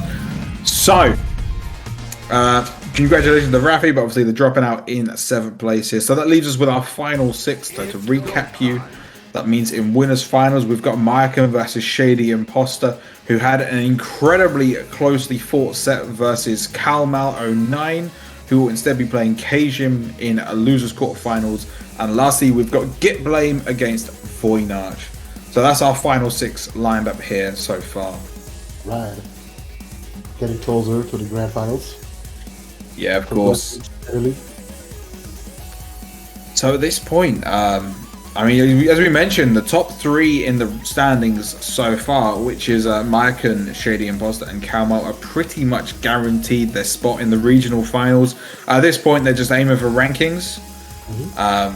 But mate, how are we looking at the other 3? The other 3, they've still got to fight for their points. I mean, some of the others, like obviously Git Blame and Kajim, and even Calmal's like, you know, they just mentioned Calmal's like pretty much guaranteed this spot. But Kajim and Git Blame is still very much fighting for it. Voynach is the lowest of these 6, so definitely wants to win another round to secure themselves that spot. Actual points, yeah. Because now it bets. Like those points, at this point, they get better and better whenever you win. And it does add up. Because if you get like, I don't know, if you make it into through the losers bracket and do it again next week, you are pretty much also like guaranteed a spot in top 8 probably in their position. Yeah, absolutely, absolutely. So there he is, Calmal. Here we go. So we've got Calmal coming in. So we're going to be continuing on with the losers quarterfinals and his opponent Kajim coming through. So yeah, so the Kajim was playing Blanca earlier. Despite, do not be fooled by the Bison on the screen. This man has been playing Blanca so far. Maybe he will play Bison now. Who knows? Who knows? Yeah, I mean, honestly, yeah, because I mean, it's one of those games where there are some bad matchups, but they're not usually too bad where you can't play the character solo. But if you want to play another character, that's your prerogative. So we'll have to see what Kajim opts for here in this set. It's also like kind of like an evil roster to have ready, like Blanca and Bison. Wow. Yeah, that's pretty mean. Not gonna lie, Yeah. I would not be a fan. Like I don't know if I beat a Blanca player and he swaps to Bison. This is just devastating. Devastating. Yeah, but you do in fact see the Blanca coming out yet again, and we're gonna be seeing Calmal's textbook Ed here. Who clips him with the flicker. Yeah. Flicker is so strong. Big trace. Yeah, good stuff there. Nicely done here from Calmal. Gonna get the corner pressure again. Oh yeah, he drops the ball. Cool. Flicker just beats everything. It's just active forever. It's so good. But of course we are in the final balance patch, so it's gonna stay like this. It's gonna stay like this until StreetFighter 6 comes out. In which case we will see a brand new Edge. Wanna see if they're gonna keep him the same way, you know? Same moveset, same inputs, who knows? We'll have to see, honestly, but I mean, I think it would make sense to keep him this way. Yeah. But regardless, Calmal doing a great job thus far. Balls. Black and balls also working out, but yeah, you can react to them. If you throw out the slow ones too often, then Calmal can react to that. Yeah. And you see a missed DP there from Calmal, but Kajim not getting a huge punish off of it. It's been a little bit scrappy so far in this round. Try to evolve through a reaction to slow though. This one's gonna work for it, yeah. Yeah, and that's a lot of damage in the favor of Kajim. Oh, got the counter, no conversion. Oh wow. Hit him while he was charging up his hard punch. Very nicely done. Alright, so this is going to be a really important round because whoever takes this round obviously takes the lead. And it does mean that they get to play a little bit more comfortable leading into the future rounds, future games. Trades. So many trades today. Oh, right now these matches. Big jump over. Did get the charge, okay. Wait a little bit late, but yeah. Yeah. Still got that charge on deck, and you see it get used there That is a trade in the favor of Cajun. Does a lot more damage, and that's actually going to work out really nicely for him. Gets punished for it that time, though. Falls out, it's fine. Worth it, also. Amazing anti-air there from Calmal. Oh, this might be it. Yeah, spins the bar, heals the heal, wraps it up. You might as well, right? I mean, it's... Yeah, of course. No, you know, there's no rounds to save the bar for. Use it, get that round, and very nicely I would done even there. argue that even if there was another round to play, it would still be worth it. Because Yeah, StreetFighter V is a volatile game, and if you can wrap it up, you should. In my opinion. absolutely. You gotta finish the play. You gotta finish the play. Round 1. Fight.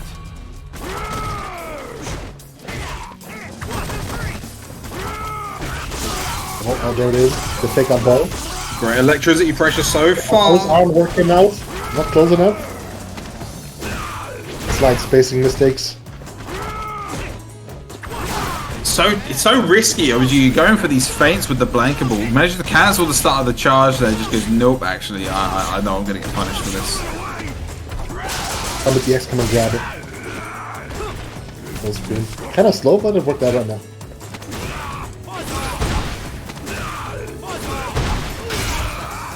Crashed. Pressing buttons and working. Oh, that's a huge damage in the favor of Campbell. Although, oh wow. God, what is Nice going one on? second. Some nonsense happening I here. like this. I like this a lot. Yeah. This doesn't. It's cool. Like non-stop. This is. He just did it on Wake Up and he's a like, lot. Nope. yeah, Nope. very nicely done there from Calmal. I really like that pressure though. I like just like keeping it up. Yeah, very nicely done.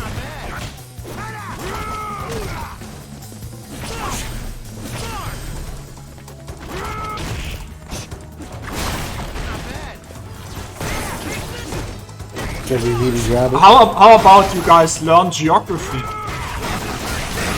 Oh, this would be the chat. This would be the chat messing up again. Good pressure here from Calmal. You know, maybe Capcom needs to add some Polish fighter, you know, so people learn. Maybe that's the fix.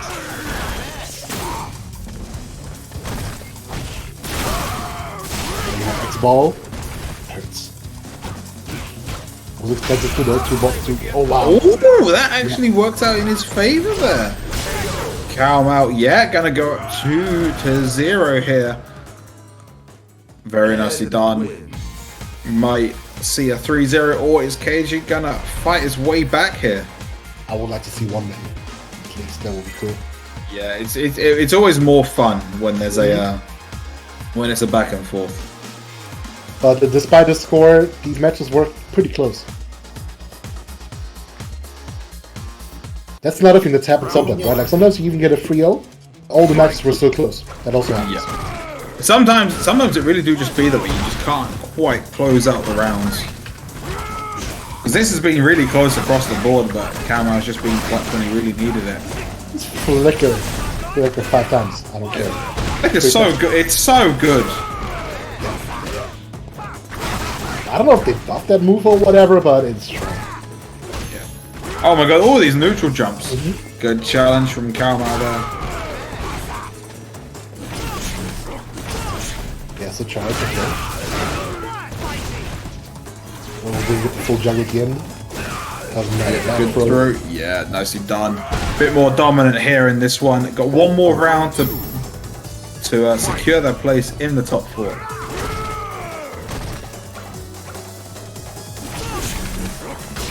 The charge. So that's a fireball. Not the worst, but this is pretty bad. In the corner. Yeah. X balls out. That rainbow ball's been working out for him. I've seen it all tournament. It's been working out absolutely fantastically for him. So you can't really fault the option selection there. Good conversion from Calmal there. Side activate. Classic. Zap into the corner. Big damage. Yeah. Oh no. Whatever. X ball. Nope. That's another guy. That. Wow! Amazing, Love Anthony. it. How dare you? Great job, medium sound. Drop it low. Very nicely done. Calmau winning 3-0 there. This Ed is looking absolutely fantastic. Very, very nicely done there. I And was confident, you know, because even if I had the reaction time to react to a Blanca move like that, I would be scared of pressing something there because it's Blanca midair, glowing yellow, you know. yeah. I'd be scared of the trade, but that was cool. Yeah, good stuff. Absolutely. There's something very comedic about a air-to-air like that, where they just kind of get knocked down. Because, like, you see them, like, you know, they're spinning about, and he's just like, stop that. Get out of here. It's just like this light slap out of the air. Yeah, exactly. Just like, none of this, thank you. Get back down on the floor. We're not done. I'm keeping you in the corner. But Calmau obviously going to be moving on into the loser semi-finals. So again, securing themselves more point. Kajin will probably be, at the very least, content with the points they've made up for their 5th place finish today, because they are already in the top 8 in terms of the standings at this point in time. One more event for them to keep themselves in it. So more power to them. More power to them. And we'll see more of them for the final. I'm sure we'll see more of them for the final event in the Europe East bracket. And next on the menu, Gitblame versus Voynark. Yes, of course. So Gitblame, the Sakura player, Voynark, the Akuma player. So we've actually got a Shoto showdown here. Yeah, kind of stretching the term, but yeah. I mean, yeah. I mean, but they're Shotos, right? Just they're like sort of freestyling it a little bit. They're not traditional Shotos, but they are still Shotos in one sense or another. It's fine because some people are calling Sagada Shoto and they're calling, I don't know, Honda Shoto. It's kind of getting out of control these days. And I don't agree, but I can see with Sagat, but Honda. No, I just made that up. Oh, okay. All right. I'll forgive it. But I think some people are calling some characters that have no business being called a Shoto. Yeah, no, I'm not. I gotta say, just having a reversal and a fireball does not make you a Shoto. It's not enough, right? Like you need the move where you spin around with your legs sticking out. That's key. You need the move. Opinion, also like the crouching medium kick, which you can convert off, stuff like that. Yeah, you need the crouching medium kick conversions. That's like a key Shoto thing. But regardless, we're gonna be seeing Sakura and Akuma. So obviously, both of these characters very popular, very strong across the board. But Voynark using the V skill 2 for the Akuma, which is kind of the lesser seen one, or V skill 2, V trigger 2 as well.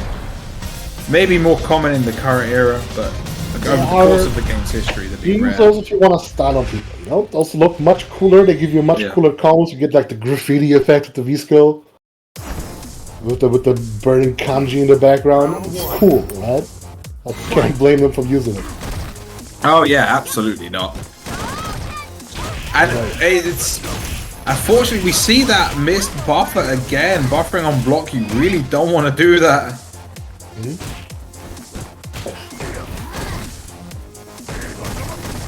Oh no! Oh, that's gonna be a big Blanca punish. is your favorite Shoto? That's a stretch. Next to combo. I know they're not on the desk, but they need to be fired for that statement, whoever that may have been. Blanca being your favorite show is a crime. He has a ball, right? Himself. I guess. Goes. Oh yeah, in StreetFighter 6 he will become more of a Shoto. He has Blanca charm projectile, you know? Oh god, please no. Do you know how terrified I was? I saw that and I was just like, oh my god, we get another, go my child held down the neutral. He can throw Blanca chance around and throwing. Please no. Let me get to some characters which are slightly less gimmicky, like the ones on screen right now. We got Sakura and Akuma. Throw some Blanca emotes in the chat. Oh, we saw that. You don't see that that often anymore. Yeah. So it is kind of crappy compared to his other aerial options. He just has too many options. Oh wow, that's super. Damn. Alright, I guess we're in bronze again because we're doing wake up CAs. It worked out in Gitblame's favor though, because it actually worked out. but Voynich does have CA on deck themselves. Next conversion will absolutely convert into that CA. Oh, didn't punish him. Okay. Good air to it from Get Blame. Yeah. Well, I'll probably try to fly over it. Oh, that shimmy! Very nicely done. Is this actually going to work out? And here we go. Yeah, of course it still had trigger activated. Consider your options. Yeah, I completely missed that the trigger was active, and I thought, oh, okay, well that's gonna be like, you know, a guess for game scenario. Nope, no guessing required. Let me just convert this into a Tatsu and just take the round and the game outright. Very nicely done from Voynich there. Round 1. Fight. Some pokes. Yeah. Very conservative start to this round. And Get Blame hesitating to anti-air Akuma because you always have to, because he has all those air tools, you know, he can like air fireball or whatever. And yeah, Akuma does not course. have anything that is like air fireball. Yeah, of course. Although you've got, although Voynich had no fear of anti-airing Get Blame whenever they jump. That is one of those Akuma things, right? Like, he Yeah. can threaten you with stuff, but he doesn't have to hold it himself. Standard Akuma privilege, really. But great buffer there from Get Blame. Activate. Yep. Froze. Oh, this pressure, yeah. Nicely done from Get Blame there. Yeah, if Sakura gets in with that trigger ready, she sticks to you. Very difficult character. Yeah. Wow, that anti-air from a mile away. Yeah. Akuma. Sakura's wasp is definitely her biggest advantage. I mean, Akuma's fast too, right? But Sakura's even faster. Yeah, no, she certainly gets moving. She does not hang about. Big anti-air there. That's going to convert into an EX, sure you. Nice damage there for Voynich. Good bezels. Good call. Going to keep the corner pressure here. Wow, raw Tatsu going to work out in his favor.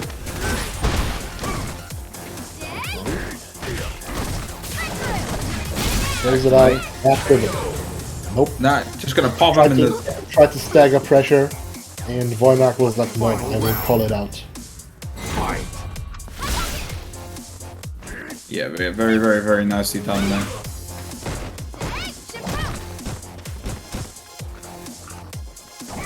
Alright. Those Akuma Tatsus a bit weird, a bit different, all safe on block. Yeah, it's a strange tool. It's like a very, very non-standard for your typical Tatsu. But Sakura players in particular are not going to mind what they've given her. Oh no. Oh, that sucks. And that's a really small punish. Didn't get anything off it. Yeah, Now, he did hit can him, then redeem he himself. was airborne still. Yeah, too early on the crush counter option there. Oh my god. What happened there? I just didn't. The explosion was too much. Doesn't matter. It's tossed. Yeah, too much happening on the screen there. But Get Blame going to level it up 1-1 here. And it's important to note that this is actually a very key game, because if you look at the standings, Get Blame is currently 5th and Voynich is 8th. Oh, okay. So Voynich really, really wants this set to not only secure themselves, or like, you know, help with securing themselves a spot, but maybe get themselves some slightly better seeding. Yeah, these methods clearly still matter. Which is also cool, because something's gonna land. Yes, definitely. Oh, that's gonna be... Uh-huh. Oh no, that's a miss!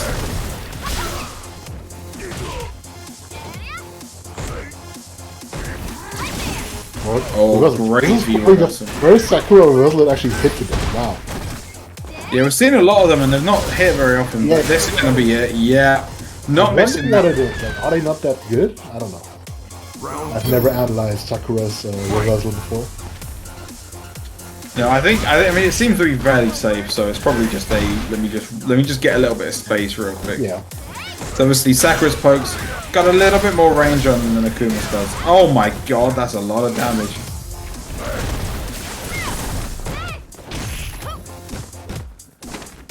Sends Roll pressure it. with the roll. You got the counter hit combo. Activate. Voynach's got to be careful there. Very close to stun. No, you just got to wake up with That's DP. good. Can still activate. There it is. Good activation. Gonna jump over, just get themselves back in the mid screen. That's not it though. Gonna apply more pressure. Yeah. Voynach, very Flip. nicely done there. Yeah, -2. No activation. There's nothing to activate. There was nothing to activate there. No. It's the way how I see the EX Tatsu, You were and I just fired, think, bro. You didn't even have this trigger. God damn! I see EX Tatsu and I think, ah yes, activation time. And I was like, wait, oh, there's not enough meter for that. That was both. But even that X-Tasso is -2, so you could have gambled the DP after. Yeah. But unfortunately, Voynach was like, no, I'm gonna hold this. I am gonna take it all away here. And he goes up 2-1 here in such a pivotal set. Nicely done. Interrupts the pressure. Yes, to counter it. Well, close to stun. Big damage there. though, yeah. Control the mid range. Just that's gonna be a punish though.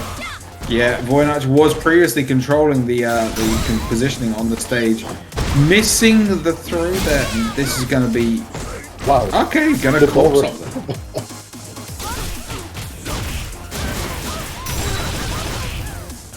That's not going to lead to, again, one more hit required, really, for either side. Oh, wow, just hitting raw with that. And wow, Voynach kind of getting away with murder there. Round 2. Bold. Again, Get Blame got caught a little bit sleeping at the wheel. Voynach had set point. Fireball, plus of course. Oh, gets the cross up. Decent damage. Viable here. Losing the poke. Take some distance. Great anti-air again. Oh, that's gonna sting. That's a lot of damage. Get Blame on the last legs here. That's gonna be it. Amazing stuff by Voynach. Playing a really patient pressure game there, and he's gonna secure themselves a spot in the top 4 of this tournament. Fantastic work there by the Macedonian. Get Blame gonna be dropping out into 4th place, into 5th place, sorry. But yeah, Voynach, fantastic work there. I'm really impressed with their Akuma play because it was very composed in their pressure. Obviously, they were still applying a lot of aggression, putting a lot of plus frames or mix-ups on Get Blame there. But honestly, they did a fantastic job of just kind of keeping them honest. And any time Get Blame tried to use a reversal or try to fight out, they were ready. They were ready with the anti-airs. They were ready to block the reversals. And at the end there, you see they all came together and secured themselves that final round. It was just like a very solid play overall, keeping it together, and most of all, like across all matches so far, very on point with the anti-airs, and that is valuable. Oh, it's so important. I mean, I mentioned it before. Voynach's anti-airs are just—he's been so on point with it with the crouching hard punch, very nicely done. But of course, I mean, you know, I'm sure the crowd, those watching us in the stream probably think, well, you know, I can anti-air like that, you know, this is fine. Well, you know, you have an opportunity to join these World Warrior tournaments and prove it. There's still a couple left for each region, so you can join UK and Ireland, my region, join Europe West, you can join Europe East, which is the one we're watching right now. You've then got Baltics and Nordics, which is going to be next week. And then you've also got Germany, which is both Ritus and Funk Fist's home region, happening a couple of weeks, in 2 weeks' time. So make sure, if you think, yeah, I can do that, I can anti-air in a pressure situation, you join in those tournaments. Make sure you sign up for those, and we can see just how good you are. Maybe you can even win and make your regional finals. Wouldn't that be something? Yeah, I mean, if you haven't joined so far, you will probably not make it to the regional finals anymore, points-wise. But it's still an experience. You can just do it to grind, you know? Like, just to see what it's like, just to play against good players, just to be part of the experience. I think all those things matter and are fun. Definitely. And you hear it a lot of the time. You get people who go, I don't feel like I'm good enough for tournaments yet. Just that mentality, throw that out the window, guys. Because you compete in these tournaments, whether it be online or offline. It doesn't matter how good or bad you think you are. They're a great experience regardless. You'll find yourself up against players who are either really, really strong themselves, or might even be journeymen like yourselves as well. And it's a great chance to meet people, again, both online or offline, someone that you can practice with, someone you can learn from. It's truly one of the best ways to improve at any competitive game. And even if you just go up 2 in the first match, it doesn't matter. Spend the rest of the Sunday on something else. It's exactly commitment. It's nice. Don't have to travel. It's cool. This is the great thing when you travel to a different country for a big tournament, and you go 0-2 or 1-2. It's like, all right, well now I'm just gonna go explore the city. Regardless, we are moving on into Marken versus Shady Imposter now. The Polish team kill in winners finals. Any polls in chat? Typing this up. Should be right. Given the region. Yeah, of course. One of the stronger regions in the east of Europe. So yeah, Alex versus Wow! What a sway. Dodged out with the V-skill too. But yeah, I think that matchup is not terrible for Alex, even though Cody's considered a stronger character. I think he fights him pretty well. Yeah, because he's got plenty of normals. Oh, parry there, but not actually going to get punished off it. But Alex has got these nice long normals. Allows him to fight Cody pretty well in the mid-range. But careful with challenging the knife. It's hard. Even with Alex, even if you're crouching medium punch, it is actually tough contesting. Oh! Headbutt this man. Get him with the headbutt. Damn, do some damage to that cranium. Round start X-Zone. We got him on deck. Yeah, very nicely done. Dash up low. Okay. That's the level 2 mixer.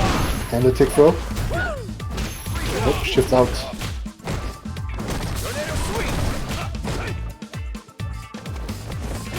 Wow. Somehow neither of them hurt each other midair there, even though they were like basically kissing midair. Yeah. Oh, a missed sweep there, and Mike and Daps are going to capitalize off it. Wow. Oh my god, so much damage. Great V shift there from Mike, and just kind of to maintain the pressure and the positioning. Throw the classic. I think it just shows how scary Alex's pressure is when if he dashes up after a powerbomb, he's -3. But Mike can still no. I'm V shifting out of here. I want no part of this. Not the worst call because he can also use the hard kick, He called out the V shift there, but very dicey game here. And next hit really wins. Oh wow, both whiffed. Okay. Now the big shuffle. Very patient, but look at the time. It's in red numbers. Oh, amazing tornado! Gonna catch that. You see, he came in for the headbutt again. I think there. Yeah, the stun gun headbutt is not fireball immune. The stomp is there. The stomp would have won. Yeah, a real 50-50 situation there, and it does work out in the favor of Marken. Plus, yeah. Right here. No points. We got him. Oh, no punish possible there. But wow, amazing sway there from Marken. This go twos, yeah.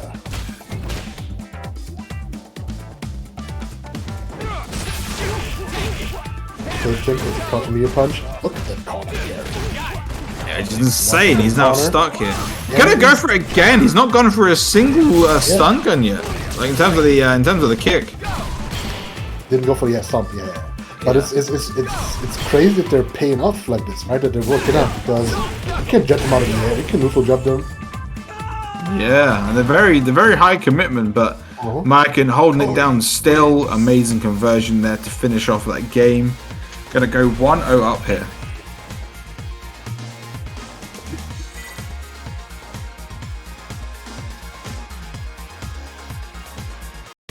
Round 1. Okay, down to Game number 2.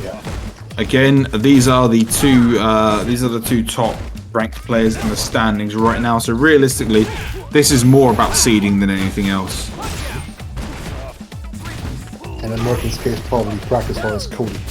Shifts out. Yeah. It's also about momentum to let the other person know, man, I can beat you. Yeah. That is very true. Big chops here. Into the regular throw. Regular throw is a really decent tool on Alex. Actually, like you put the fear of God into them, you know, from all those common grabs and stuff, and then you just use a regular throw, and it works really well. Yes, it's the good little mix-up between the two, because of course neutral jump will beat a command grab, but not a regular grab. And regular throw beats V-shot, because you can press crouching medium kick or even lariat after, and if you have trigger ready, you can combo off that into Oki. It's dangerous. So suddenly, like a regular throw turns to this super dangerous tool. Yeah, great interruption there. Good chop. Lots of chops happening here. Gonna jump over that and get a corner positioning here and a combo for Maiken. Oh, the pressure is insane. That's the throw. Oh wow, got him with the big boots. It's gonna sting. Yeah. And I'm just gonna give Oki. Yeah. Oh, didn't convert. Great parry. That's you know, gonna burn the meter. I do not fault them one bit. Plant this tree. I think people are not ready for Trigger 1 anymore, you know? Like, since they buffed Trigger 2, everybody's playing Trigger 2 and Alex. So people just don't know how to deal with that anymore. Like, you have to be ready. It's dangerous. It's a rough tool. Oh, absolutely. But also, like, a big commitment, actually. Because if he misses that parry, it's over. Oh, that's unfortunate of the buffer, but hitting him out of the air, so he sort of floats out there. Maiken got a lot of stage control, a lot of the corner positioning. And he Superman's out. Yeah, you can't chase him. Activate. Yeah, he drops the dashes. That's important. Like, Shady Imposter likes to dash his faces, so you gotta be ready to call out those dashes. Yeah, that's gonna be it. That was good. Yeah, really nicely done. Obviously, there was plenty of grey life on Shady Imposter there from the V reversal, and you know, that being knocked out of him, and then the rest of the throw, very nicely done. Yeah. So, when that trigger's ready, just gotta be ready for him to throw it out. So tone back, like, yeah, I have to rely less on certain pokes that get eaten by that. Throws more often. yeah, absolutely. I mean, Maiken's looking really strong right now. He's adjusting well. Got the counter hit. Went into the corner. Boom, that's all. Plus, reversals out. Good call. Back to neutral. Oh, it's over again. Didn't last. But those are working out. Yeah. Why is it working out so much? I don't think, literally, I've seen plenty of Alex play, but I don't think I've ever seen that move work. It's like a brain hack, right? Like, it's working in a specific situation at a specific range every time. But regardless, Maiken managing to keep the lead long enough to keep these games going, and so he may end up winning this 3-0. That extension, wow! Why is that allowed? So it's an insane extension of that, but gives Maiken the lead here. That's going to be a punish. That gives Oki, doesn't care. Takes it. Boom! Back to the corner. Yeah, he's knocking into the corner all day. Yeah, and Maiken doing a really good job of just kind of keeping the control here, like not letting Shady Imposter have enough room to get in on the side. Just chilling him. Oh my god. He ready to parry, but he hit him right when the parry got like when the attack came out. Crazy.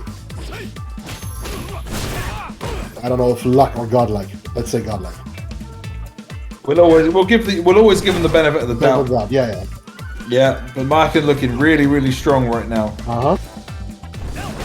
And Shady Pasta's trigger ran out. And he's slowed it right down here. There's very little that Shady's able to do. And took no risk there, right? Like he did the X stomp, he just shifted out. Yeah. -4. Oh, didn't punish that right. Wow, could have been just it, doesn't matter. Could have donked him on the head anyway. Really nicely done. Myken gonna finish it off there with the overhead. Yeah, 3-0. Cool. Yeah. I mean, in that situation, you can see that this Cody is absolutely on point. Really, really, really nicely done there. But we'll be seeing more of Shady Imposter regardless. And Myken, obviously, Myken moving on into grand finals. We will really like how he like kept his cool because Shady Imposter was truly trying to push his buttons, right? Like doing many dashes, doing those headbutts, doing those parries, and all of those things are very tilted. You know, this is why Alex is a tilted character. Like he's got those gambles that make you fume, like start foaming at the mouth when they hit you. So it's great when you can keep your composure in the face of that. Yeah, absolutely. It's like with any of these, any sort of grappler style characters, when they get in and they start doing stuff, you just are like, oh my god, what is happening to me now? Please get off me. But no, Myken was like, this is fine, I've got this, and just kept control pretty much the whole way through. So we'll see more of Myken in grand finals, and we will see Shady Imposter in losers finals, and Shady will be going up against the winner of our next set, which is going to be Calmal09 versus Voynarch. Cool matches ahead, for sure.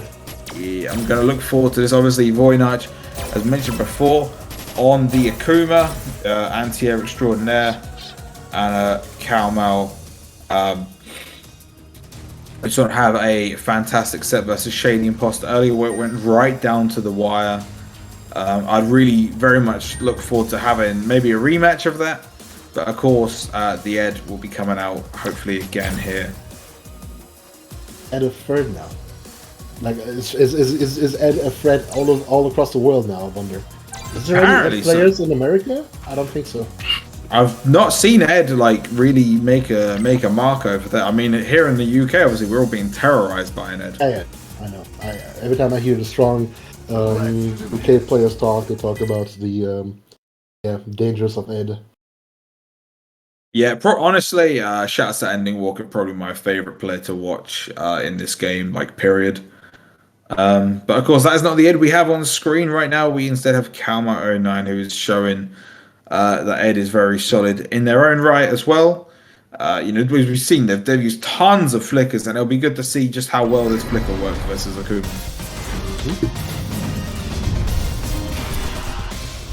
Gotta see. Like, in my opinion, right now, Ed is kind of better than Akuma in that regard that he plays a very solid ground game, and most of the stuff he does is actually, like on the ground at least, it does seem stronger than what Akuma can do. Of course, Akuma can still bank on demon flips, on his trigger comebacks. That never goes away. Yeah, absolutely. I mean, trigger comebacks, I mean, obviously they used to be way stronger in previous seasons, but they are still very potent in this version of Street Fighter 5. In the corner, 1, 2, 3, 1, 2, 3, 1, 2, 3.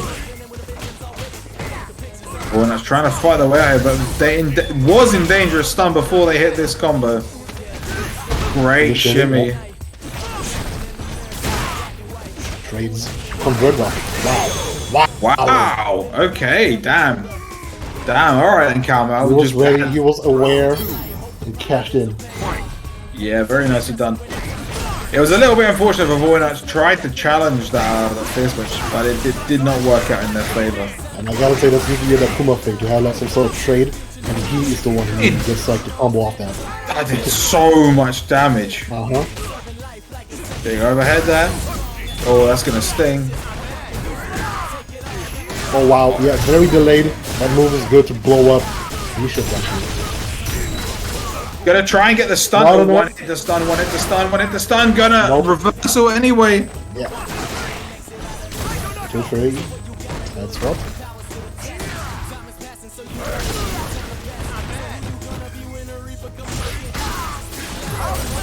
Voynach's doing a good job so far. He just went for the rock. Okay, blurted out. Yeah, really nicely done there with the trigger. Good job from Carmel there. Yeah, guys, I know the names are wrong. My the overlay is bugging out right now. Give me a sec to fix that.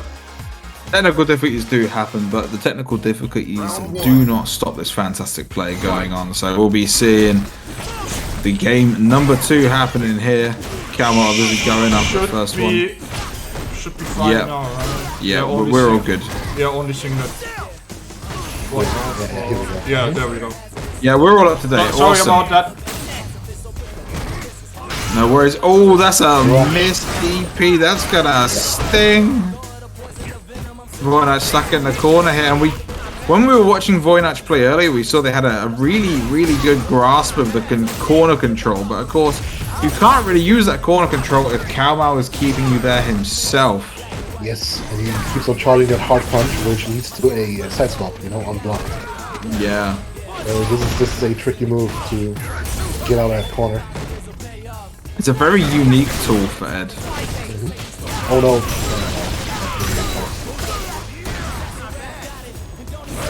Okay. Yeah, gonna use the trigger. Yeah. And this is like the Dragon Ball power up, right? Like you just hold it down and you just shout and get stronger and you get power for that. Oh, big demon flip there! Why shimmy finish his food? Yeah. Is he gonna pay the price for that now? I really hope not. He at the very least paid for some meter. Is he gonna secure it? With blocks? Oh, bet the farm. God. Yeah, bet it all there, but Voynach's going to take that round. He did have to spend more meter than he probably had to beforehand, but he is not going to be too upset at that.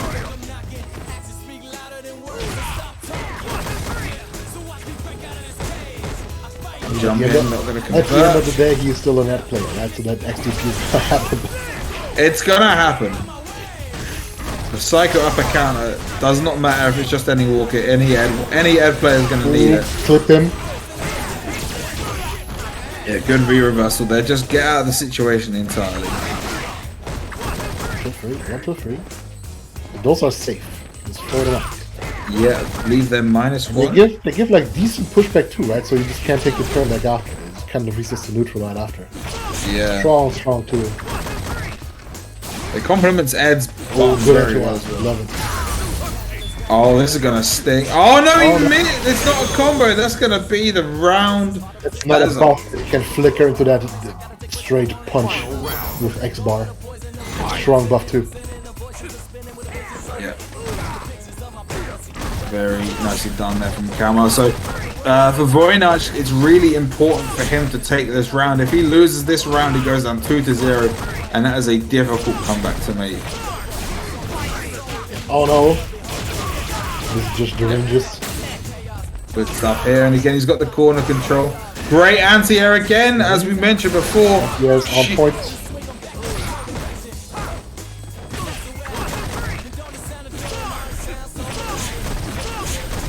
Getting reset back to the neutral here. Oh, traded. Good trade. If you can trade against a Kuma like that, this is air fireballs, that's a good trade. Oh, that's gonna sting, but that's not a full combo. That is gonna be a mix-up. For Voynach, a lot of mix-ups going on here, but he has trigger activated. Activate, does not need the fireball. Looks like the winner. Oh, sweet. Some situation, goes for this regular grab. Oh my god, there's a lot of things happening here, and not very few of it's worked out. Yeah. Gonna use the last of his trigger meter there. Very nicely done there from Calmal. Gonna go up 2-0. That is such a strong trigger. Any trigger that gives you a forced mix-up like that is so very strong. And like, I mean, even there's other triggers like that too, right? Like when he puts on the big ball, same story. What's going on? Do we see a character swap? Yeah, dangerous mix-up there, but we are in fact seeing them go back to the lobby. So this it is 2-0 in the favor of Calmal. No worries. This could mean one of two things: either we're going to see a character swap, or Voynich just wants A breather, yeah. According to the lobby, Kamar was the one who did go down. So. Huh. That's odd. Who knows? Maybe he just forgot to press the button or something. Either way, we are going straight back into this game with zero hesitation. But it is now 2-0 in the favor of Kalman. So is Voynich gonna make the return, make it back to 3-2, or is Kalman gonna go and have his run back with Shady Imposter from winner's semis? Oh wow, just blast through the fireball. Yeah. And just throws it out again. Clips him, okay. Gets a little jump. Wow, what a round start. Rough. Side swap. Rough. Wow. Flicker stun. Jeez. That was immediate. Wow. Wait, did he just taunt there? I think he taunted in the middle of that. He taunted in the middle, right? Before the jump. He stunned him and taunted down. Come on, you are rude, bro. Everything's allowed on the battlefield. I don't know. Voynich, fight back, buddy. You can't be letting this happen to you. Do not let him get away with that. Yeah, but at the same time, you know, like, you don't get the end. Yeah, that is true, especially when this sort of... Oh my god, he's on his last legs here. No, not yet, not yet. Oh, just throwing out those That's gonna be it, yeah. That was a lightning fast game. Got in his head, like, just started off that round so strong. The momentum carried over to the second round too. Wow. Alright, fair enough. Kalman was just saying, I want my run back and I want it now. It's going to be 3-0 in his favor. That said, Voynich, we mentioned was ranked 8th on the standings for East Europe. So a 4th place finish here. There's one correction we need to make though. There was a voting in Macedonia a while ago. We need to call it North Macedonia, not Macedonia. Oh yes, yeah. North Macedonia, yeah. my bad. Okay. Yeah, so I wasn't remembered either. But yeah. No, so the North Macedonian doing a great job finishing 4th. It's gonna be a great length to secure themselves a top 8 spot for the regional finals here, which will be going down in the near future. Because obviously they had 35 points, which had them at 8th. They were tied with Mayfi, who finished 7th here. So that 4th place finish is going to put them ahead. May well put them ahead of some of their other opponents as well, like Kajim and Kajim and Gitblame were both 25 points ahead. So they may not have caught up with them yet, but they have at the very least given themselves a good chance here at getting a spot in the regional finals. So great job to Voynich. Right. So yeah, Saltmine every week basically. Saturday, European, the classic, the traditional Saltmine, and on Sundays, not this Sunday, but usually on Sunday, the North American East Coast Saltmine. Yeah, and honestly, I don't feel like Saltmine gets enough credit. I mean, they do an absolutely fantastic job every single week. The amount of work these guys put into bringing you regular content for your favorite fighting games every single time there is a tournament bracket happening or there is a King of the Hill match happening.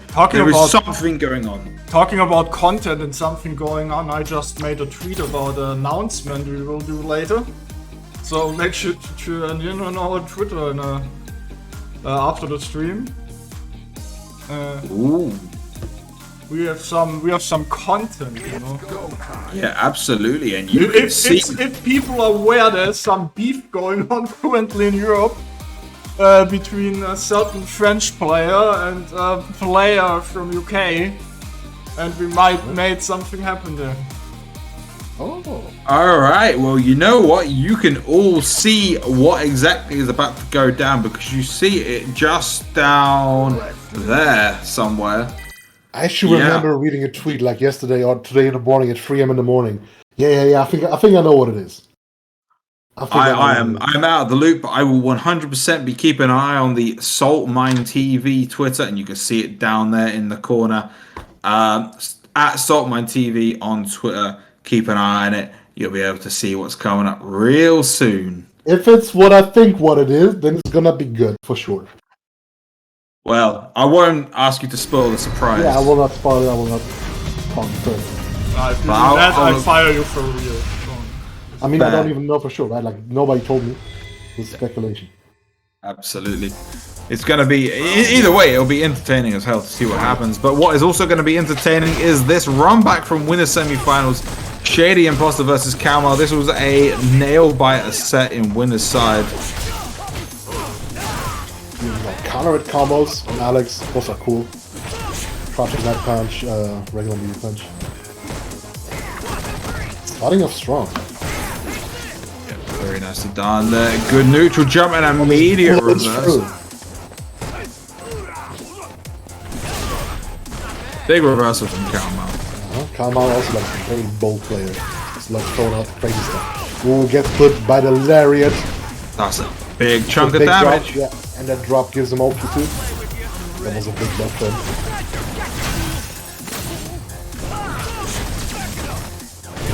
Refuses to hold the pressure, which is understandable. Big punish here, a lot of damage. And he helps use all the trigger. Yeah, but yet spends the meter to ensure that they've ensured that the rest of the life bar is taken. And Shady not actually able to use their trigger at all that round. Very nicely done there from Calmo to deny that. Yeah, there's such a big damage pressure now. It's crazy actually. It does look good. No from bar rather. Absolutely, and you see these chunks of life getting dropped off here. Okay, interrupts it, the fake pressure, good. Okay, over that. Yeah, not going to get through all of those fireballs, and Calmo coming into this aggressive. Started using V-Skill 2 now. Ah. Okay, V-Skill 1 gives them more frame rate, like a counter on every kick basically, or every button. And V-Skill 2 allows him to cancel any of his specials to another special. Yeah, it's a very dangerous V-Skill. Oh, damn! All right, screw your pressure. Screw, I do not care. Let me plant you like this real quick. And I love the win animation. Look at that, straight. Yeah. Final round. Birdie and Alex have it. Birdie and Zandy have it too. Yeah. Ooh, round start lariat. They're both going so hard. Big lariat there. Calmo got to try and fight out of this corner. Yeah. And use. Recent standby. Good stuff. All warmed up. Warmed up. Here we go.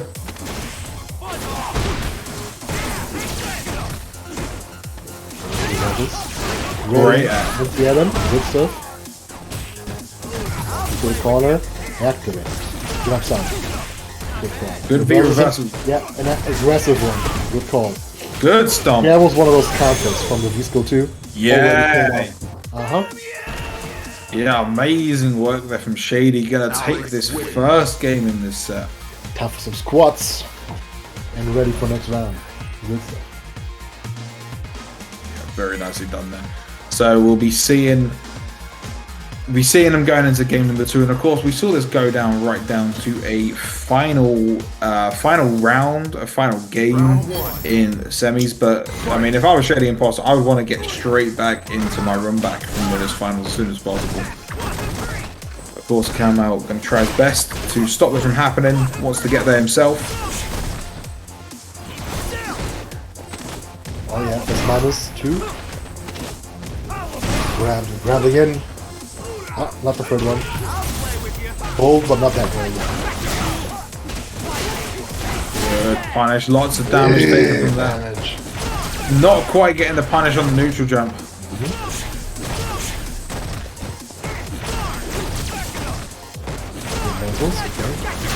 Still in the corner. All that V reversal, all that V meter gone for Calmo. The Shady Imposter weathered the storm. Imposter does have polarity. Oh, yeah. Yeah. Got the feel. Yeah, Shady and Boz are looking real strong here. Yeah, those XDPs out of desperation. Kind of less effective when the attacker has much more health than you, right? Because then you become a bit more predictable when it comes to that. Oh yeah, stomp him. Counter at combos. Good counter. Nope.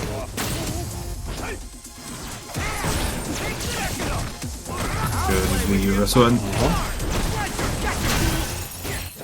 Mix up here, gonna hit him with the low, but not gonna get anything off of it. A lot of assault. Ooh, counter combos. Yeah. Use take the fake pressure. Yeah, damn. Shady has just looked so rock solid in this set so far. Alex He wins. does not want to even give Kalmar a look in here. And it's not that it's been dominant, but he's just not taking major risks. It's good reactive play, to be honest. Like, he's not taking the fake pressure. He is he has a good feel for those XDPs, block most of them. All that stuff is paying off. Yeah, definitely. So we'll see if Shady and Boz are going to be able to just take this with a 3-0 and a handshake, or if Kalmar is going to try and work their way back here. It's looking like they're going to work their way back here. That's a really nice anti-air and then neutral jump.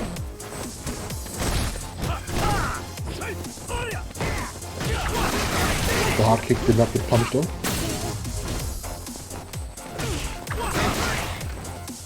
Yeah, careful with those hard kicks. Activate. Yeah, much stronger round here from Kalmar this time. Got the big crush. Yeah, very nicely done, and conserved all the meat he had for that finish as well. Very nicely done.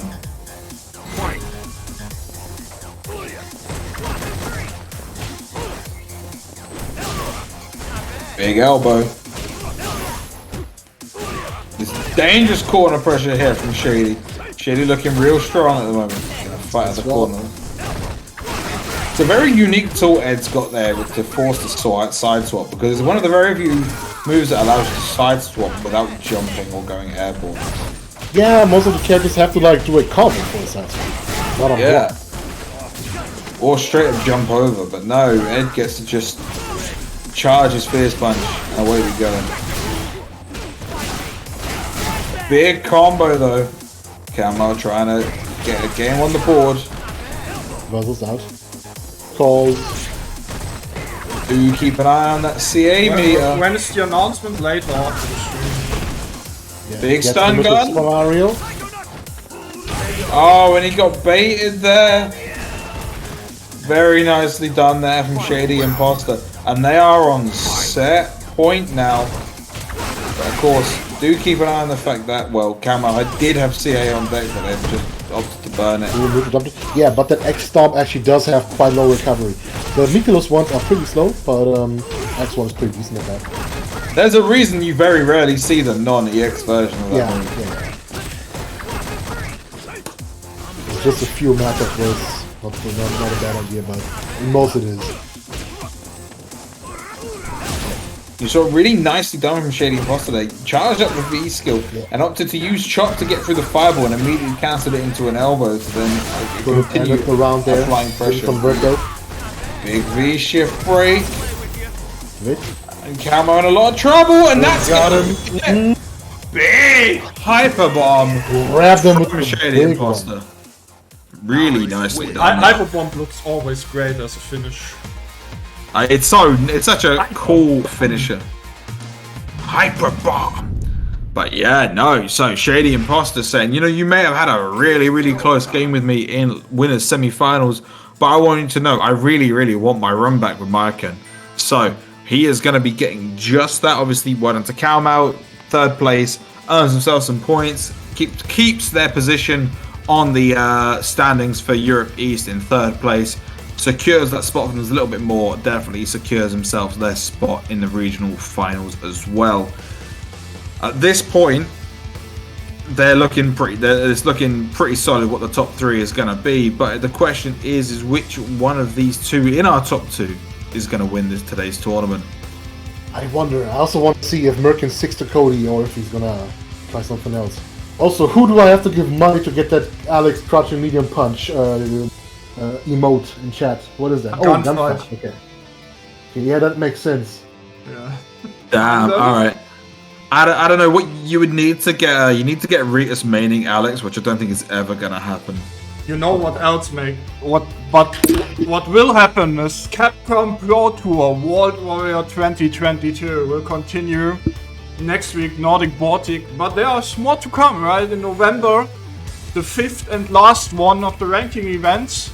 So the last chance for everyone to make some points and get into top 8 regional finals, and then if you win that, you go to Capcom Cup.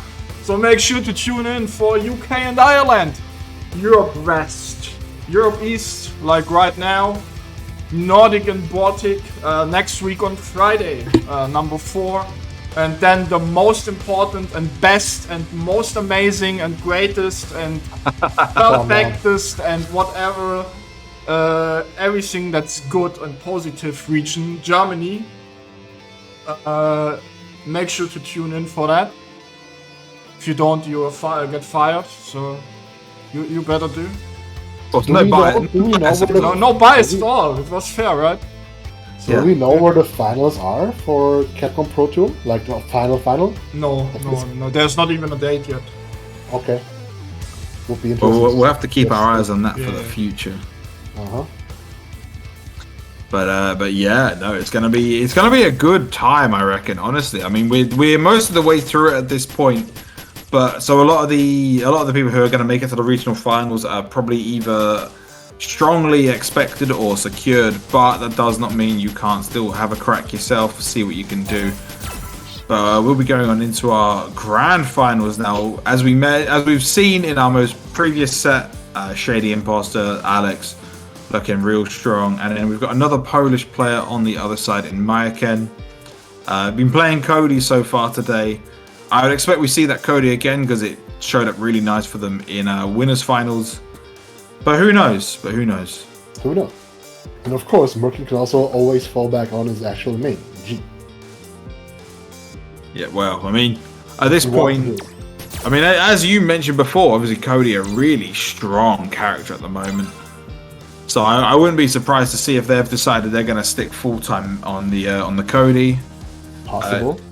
I mean, it's actually not a bad idea to try a second character. I mean, there's the possibility you go to Capcom Cup and then it's great to have a second character in your pocket, you know?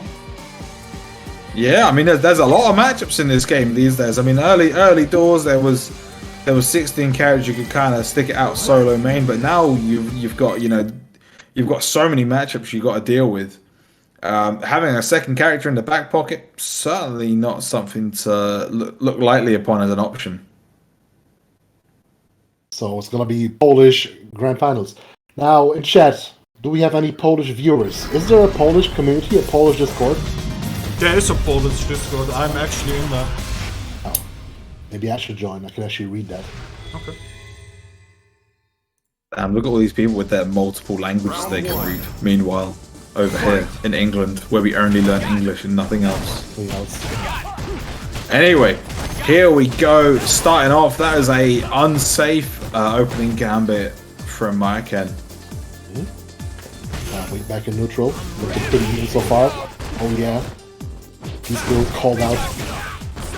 Good. He just refuses to hold the pressure. Back throws. Okay. Shift out. Good call. Wow. Good idea to shift and reversal both of these characters actually at many moments. Yeah, they hold them. They cause a lot of pressure when they actually get you blocking. But if you can avoid blocking, then you're golden. Here comes the knife. Into super. Yeah. Just burn the meter. Secure that round. You know, Mayaken had like a near full trigger meter on deck. So you don't want to deal with that. And an X bar, you know, so you'd have to survive like an X zone and the knife. Ugh. Nah, that was the right call. Yeah, absolutely. Just do not even allow it to occur. And I mean, he built that super in one round. He might build it again. Exactly. Big boot there. Yeah, that boot. Dangerous. -4 in block. It's a good trigger activation. Oh, amazing backdash. Knowing the trigger was stopped there and tried to go for the command grab at Mike and just a step ahead.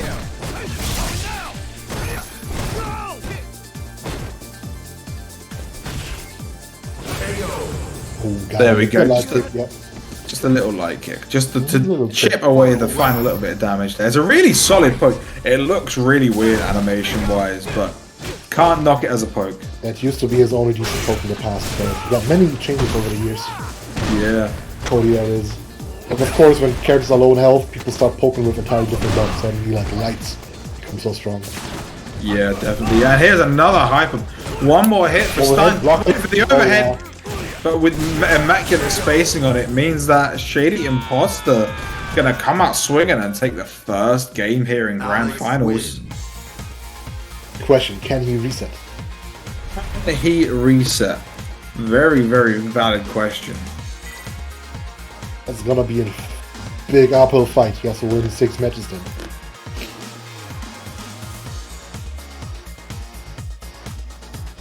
Oh, what's it gonna be? We're What's waiting a it little gonna bit. be? Nope. No, we're sticking with it.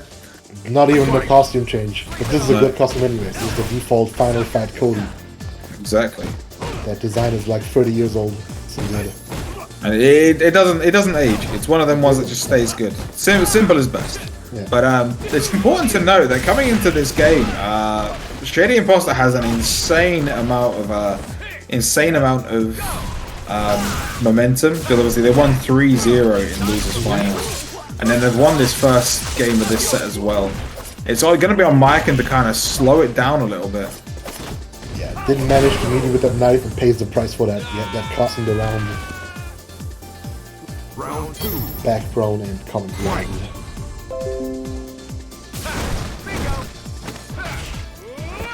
That's the throw. Throw. On one side. Good little shimmy as well. Oh yeah, Superman dives out.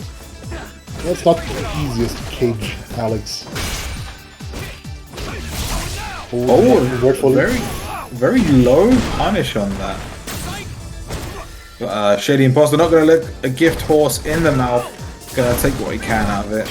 Songs. Oh, parry with that. Great parry there. Gotta look out for those. Demon. Ooh, get counter hit. Big damage. Okay, trigger's gone. Almost down. Yeah, he's done. Just gonna overhead him. Yeah, you gotta keep your mic, gotta keep it on the mental stack. So that is an option. Overhead's not the greatest tool in StreetFighter 5, but of course at low health they do become a great tool.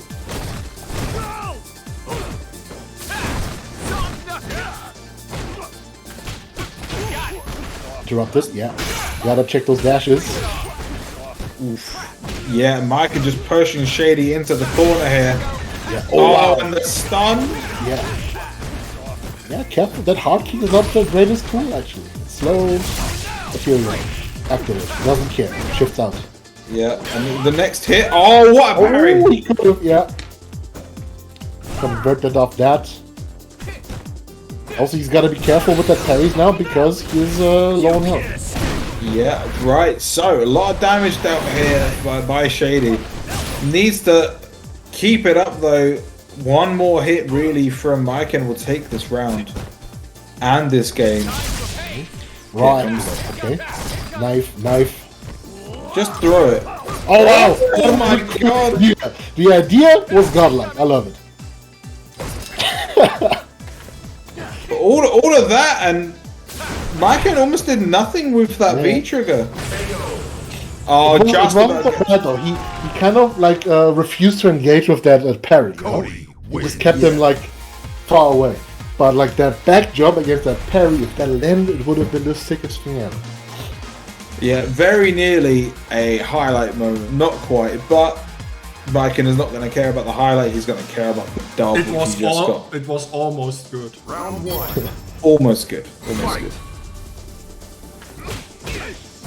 Dashes.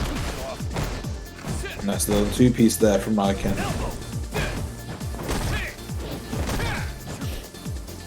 Just kind of throwing out moves just out of range to see if they can counter poke the other guy's pokes. Of course, Cody without meter has to play neutral. And honestly, the nerve of it. Big crush. Oh wow, crush, just crushes him back. Turns the fade. Wall bounce. Wow. Got him in the corner, looking close to stun, but speaking of stun, there is a stun gone. Interesting. So, activation, and here comes the corner pressure. Amazing parry here from Shady. Got him though. And Wow, that's the final hit. Yeah. I didn't realize they make the first hit do little damage so that the last one, feels strongest, Yeah, I wasn't expecting it to do that much damage, I'm not gonna lie.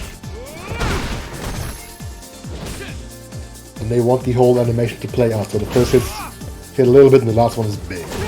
Yeah. Great anti-air there from Marken.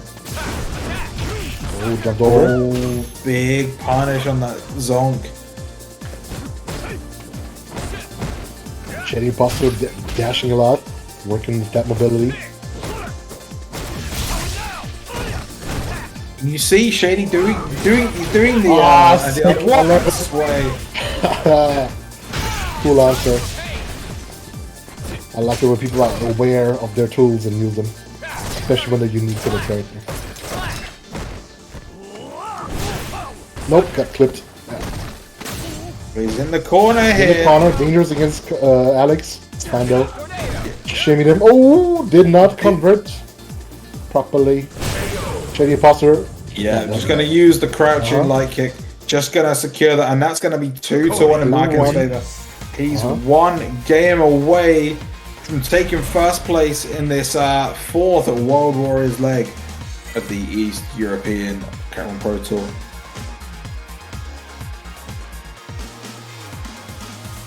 You see, we're just waiting on the windscreen here a little bit.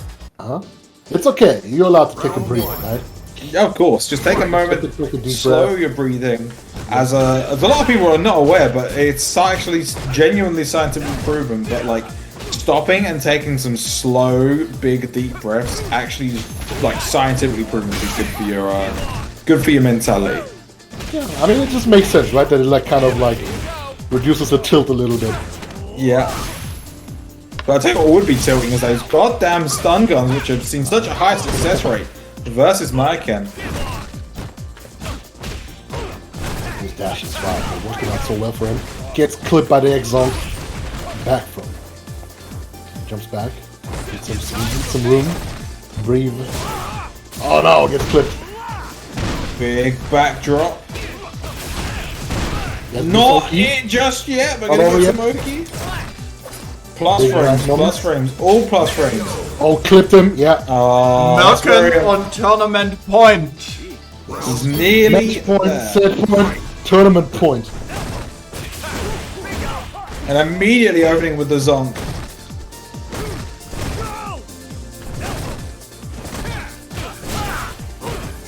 Big chop there. Many pokes. Yeah. Oh wow. Okay. No punch there, but I think there was space anyways. Yeah. Clipped him. Okay. Superman dives out. Yeah.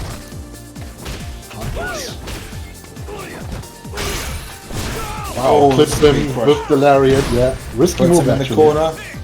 Tries for another command grab. Instead, That's Marken's cool. gonna Yeah, throw. you have this target combo, right? And you can either you can side swap if he wants to. Doesn't Yeah. have to, but he can. Oh yeah, checks the dash. I like it. Okay, doesn't fall up on the parry.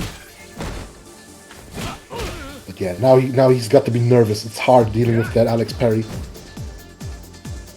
You see Marken playing a much Whip him. more reserved game. As I say that, he charges in with the Zonk. You just can't throw out as much pressure tools because you can get clipped by that. Oh, got him. And the throw. That's gonna be it. He checks it. Very nicely done. Marken playing such a solid game plan here. Only dropping 1 game here in Grand Finals. That is going to be 3-1 in his favor. That was really well played. I like this. I like this match. I like this top 8. Yeah, it was really entertaining, actually. I mean, it's one of those ones which you sort of look at and you think, you know, these are not players I may necessarily recognise. You haven't got the sort of international big hitters, I guess, as you would maybe call them. But honestly, these are some fantastic players we've got here. I'm looking forward to seeing one of them make it into the finals of the Capcom Cup. I'm looking forward to seeing the regional finals. I am actually so hyped for the actual big CPT. Yeah, it would be finals great because this year.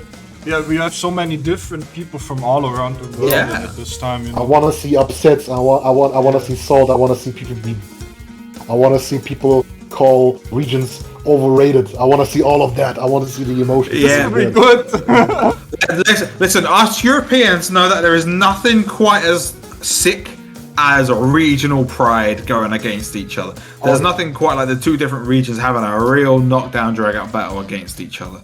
And we're definitely going to be seeing that at the Capcom Cup. And you know, Americans will finally learn some geography because they will see countries they've never seen before. That's so real. That's so real. I was literally watching a stream earlier today for a different game where someone saw someone was in Paris and they said, "Yeah, this is the first time I've actually been out to the UK." I'm like, what? Paris, UK. Alright, I guess Paris is in the UK now. But no, on a serious note, obviously the European scene very strong all across the board. So Mayakan, taking it for Poland, going to be going in first, and that's going to secure them the point in the standings as well. Really nicely done. Fantasy reading through it real quick. Yes. Of course. Top 8, 7th place, Mephi and Rafi 888. 5th place, Kejim and Get Blame. 4th place, Voynard with Akuma. 3rd place, Kalmal with Ed. Shady Imposter, we just saw him, Alex. And 1st place, Merkin with Cody. Congratulations. Yeah, very nice. And then once again, it's really nice to see a top 8 graphic with such a wide variety of characters. Obviously, we are in the final throes of StreetFighter 5. Talking so about, sorry, go for it. I need to cut you out here because the Spain World Warriors on, and I want to rate them. So I cut you guys out here and say thank you very much for commentating to Funkfist and GP. It was a pleasure to have you on, guys. Thank you very much for having me. As always. Yeah, check out our Twitter. Make sure to follow them on Twitter. Check our Twitter out later as well because we have something to announce. For the big reveal. Big reveal. Yeah. Today, Check out Saltmine TV. Yeah, today later. And yeah, I sent you over to BCN Fighters. They're currently in losers finals, I think, of the Spain World Warrior. Damn, we better get over there then. Yeah. And yeah, have a good one. See you. See ya. See you. Alright, see you later, everyone.